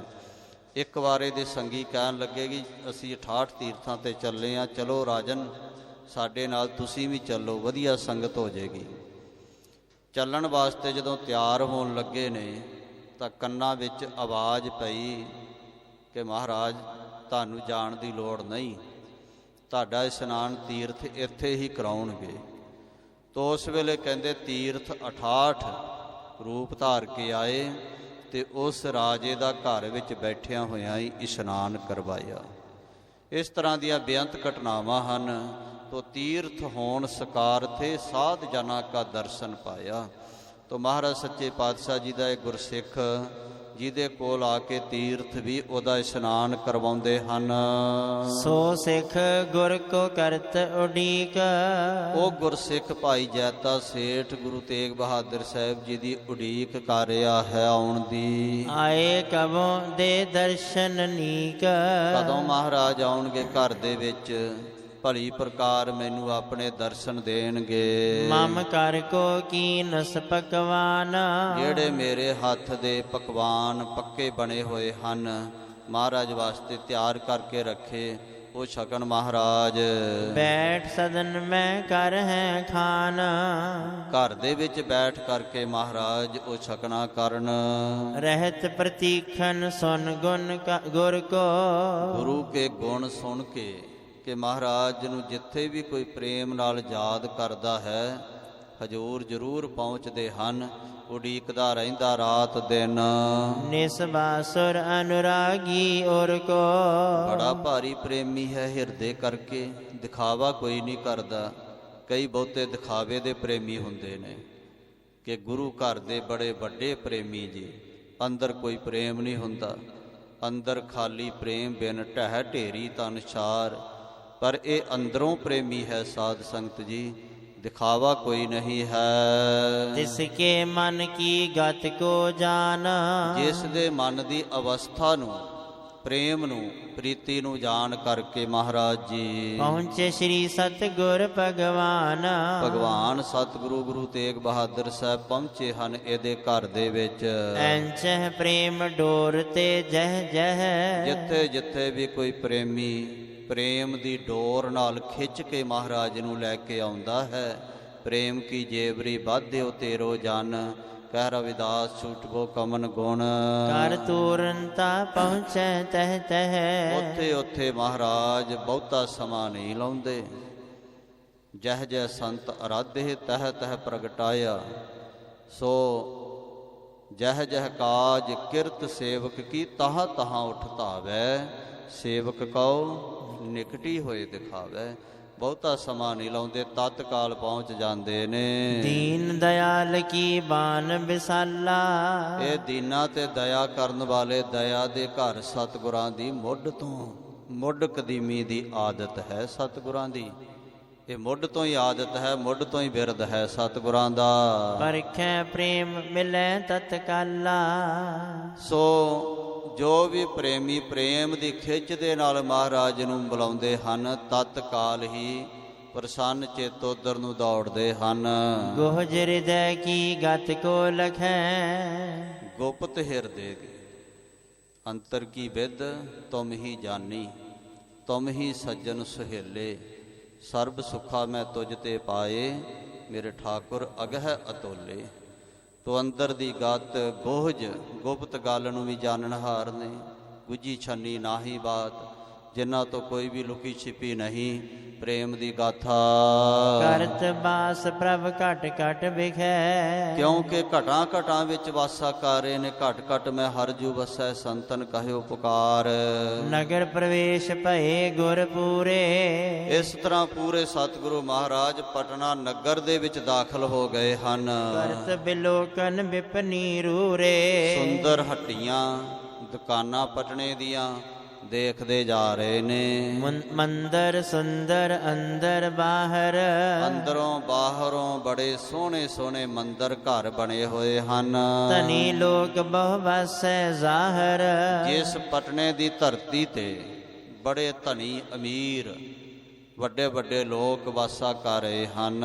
ਰਚਨਾ ਅਨੇਕ ਪ੍ਰਕਾਰ ਨਕੇਰੀ, ਜਿਸ ਸ਼ਹਿਰ ਦੀ ਰਚਨਾ ਜਿਹੜੀ ਬੜੀ ਸੁੰਦਰ ਹੈ, ਅਨੇਕਾਂ ਤਰ੍ਹਾਂ ਦੀ ਹੈ। ਚਲੇ ਜਾਹੇ ਸਤਿਗੁਰ ਸਭ ਹੇਰੀ, ਇਹ ਸਭ ਰਚਨਾ ਨੂੰ ਦੇਖਦੇ ਹੋਏ, ਸੁੰਦਰਤਾ ਨੂੰ ਵੇਖਦੇ ਹੋਏ ਮਹਾਰਾਜ ਅੱਗੇ ਚਲੇ ਜਾ ਰਹੇ ਨੇ। ਘੋੜੇ ਤੇ ਚੜੇ ਚੜਾਏ। ਆਲਮਗੰਜ ਵਿਖੇ ਪੁਨ ਗਏ, ਆਲਮਗੰਜ ਮਹੱਲਾ ਜਿਹੜਾ ਹੈ ਨਾ, ਇੱਥੇ ਮਹਾਰਾਜ ਪਟਨੇ ਦੇ ਇਸ ਮਹੱਲੇ ਵਿੱਚ ਪਹੁੰਚ ਗਏ ਅੰਤਰਜਾਮੀ ਪਿਤਾ ਜੀ। ਸਦਨ ਸੇਠ ਕੇ ਪ੍ਰਾਪਤ ਭਏ, ਮਹਾਰਾਜ ਜੀ ਆਪਣੇ ਸੇਵਕ ਜੈਤ ਸੇਠ ਦੇ ਘਰ ਵਿੱਚ ਦਾਖਲ ਹੋ ਗਏ। ਨਿਜ ਜਨ ਕੀ ਪੂਰਨ ਕੋ ਆਸਾ, ਆਪਣੇ ਪ੍ਰੇਮੀ ਦੀ ਆਸਾ ਨੂੰ ਪੂਰਨ ਕਰਨ ਦੇ ਵਾਸਤੇ।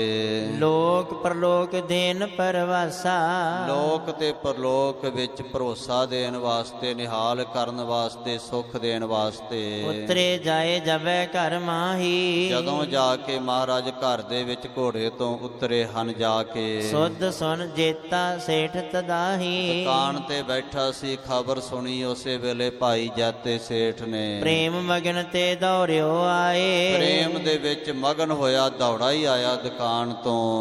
ਪੇਖ ਗੁਰ ਪਗ ਪੰਕਜ ਲਪਟਾਏ, ਆ ਕੇ ਸਤਿਗੁਰਾਂ ਦੇ ਚਰਨਾਂ ਤੇ ਲੰਮਾ ਪੈ ਗਿਆ, ਕਿਉਂਕਿ ਮਹਾਰਾਜ ਘੋੜੇ ਤੋਂ ਉਤਰ ਕੇ ਧਰਤੀ ਤੇ ਖੜੇ ਹੋ ਗਏ ਨੇ। ਦੌੜ ਕੇ ਆ ਕੇ ਸਤਿਗੁਰਾਂ ਦੇ ਚਰਨਾਂ ਤੇ ਲੰਮਾ ਪੈ ਗਿਆ ਹੈ। ਸਾਦਰ ਮੰਚ ਡਸਾਵਨ ਕਰੇ, ਸਤਕਾਰ ਦੇ ਸਹਿਤ ਸੋਹਣਾ ਪਲੰਗ ਜਿਹੜਾ ਡਾਇਆ ਉਸ ਤੇ ਮਹਾਰਾਜ ਨੂੰ ਬਿਠਾਉਣਾ ਕੀਤਾ। ਪ੍ਰਭੂ ਬਿਠਾਏ ਮੋਦ ਔਰ ਭਰੇ, ਮਹਾਰਾਜ ਨੂੰ ਬਿਠਾ ਕੇ ਬੜਾ ਆਨੰਦ ਭਰਿਆ, ਹਿਰਦੇ ਵਿੱਚ ਆਨੰਦ ਦੇ ਸਹਿਤ ਭਰ ਗਿਆ। ਨਿਜ ਕਰਤੇ ਕਰ ਕੇ ਪਕਵਾਨ, ਆਪਣੇ ਹੱਥ ਦੇ ਨਾਲ ਪਕਵਾਨ ਤਿਆਰ ਕਰਕੇ ਰਾਖਿਓ ਸਤਿਗੁਰ ਆਗੇ ਆਨ। ਲਿਆ ਕਰਕੇ ਮਹਾਰਾਜ ਜੀ ਦੇ ਅੱਗੇ ਉਹ ਪੱਕੀਆਂ ਮਠਿਆਈਆਂ, ਪੱਕੇ ਪਕਵਾਨ ਘਿਓ 'ਚ ਤਲੇ ਹੋਏ ਹਜੂਰ ਦੇ ਅੱਗੇ ਰੱਖੇ ਨੇ। ਅਪਰ ਆਹਾਰ ਅਧਿਕ ਕਰਵਾਏ, ਹੋਰ ਵੀ ਤਰ੍ਹਾਂ ਤਰ੍ਹਾਂ ਦੇ ਭੋਜਨ ਮਹਾਰਾਜ ਜੀ ਨੂੰ ਛਕਾਏ ਹਨ। ਸਭ ਡੇਰੇ ਕੋ ਦਿਓ ਅਚਾਏ, ਸਾਰਾ ਜਿਹੜਾ ਡੇਰਾ ਕਰਵਾਇਆ ਹੈ ਸਾਰੀ ਸੰਗਤ ਨੂੰ ਛਕਾਇਆ। ਵਾਹਨ ਸਰਬ ਸਦਨ ਬੰਦਵਾਏ, ਜੋ ਵੀ ਵਾਹਨ ਜੋ ਜੋਧੇ ਨਾਲ ਨੇ, ਸਿੱਖ ਨੇ, ਘੋੜਿਆਂ ਤੇ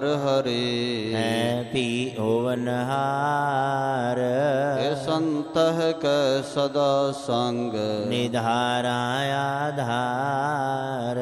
ਏ ਠਾਕੁਰ ਹਉ ਦਾਸ ਰੋ ਮੈਂ ਨਿਰਗੁਣ ਗੁਣ ਨਹੀਂ ਕੋਏ। ਨਾਨਕ ਦੀਜੈ ਨਾਮ ਦਾਨ ਰਾਖੋ ਹੀਐ ਪਰੋਏ। ਆਏ ਪ੍ਰਭ ਸਰਨਾਗਤੀ ਕਿਰਪਾ ਨਿਧ ਦਇਆਲ। ਏਕ ਅੱਖਰ ਹਰ ਮਨ ਬਸਤ ਨਾਨਕ ਹੋਤ ਨਿਹਾਲ। ਵਾਹਿਗੁਰੂ ਨਾਮ ਜਹਾਜ ਹੈ ਚੜੇ ਸੋ ਤਰੈ ਪਾਰ। ਜੋ ਸਰਦਾ ਕਰ ਸੀਮ ਦੇ ਗੁਰ ਪਾਰ ਉਤਾਰਨ ਹਾਰ। ਜੋ ਸਰਦਾ ਕਰ ਸੀਮ ਦੇ ਗੁਰ ਪਾਰ ਉਤਾਰਨ ਹਾਰ। ਵਾਹਿਗੁਰੂ ਜੀ ਕਾ ਖਾਲਸਾ ਵਾਹਿਗੁਰੂ ਜੀ ਕੀ ਫਤਿਹ।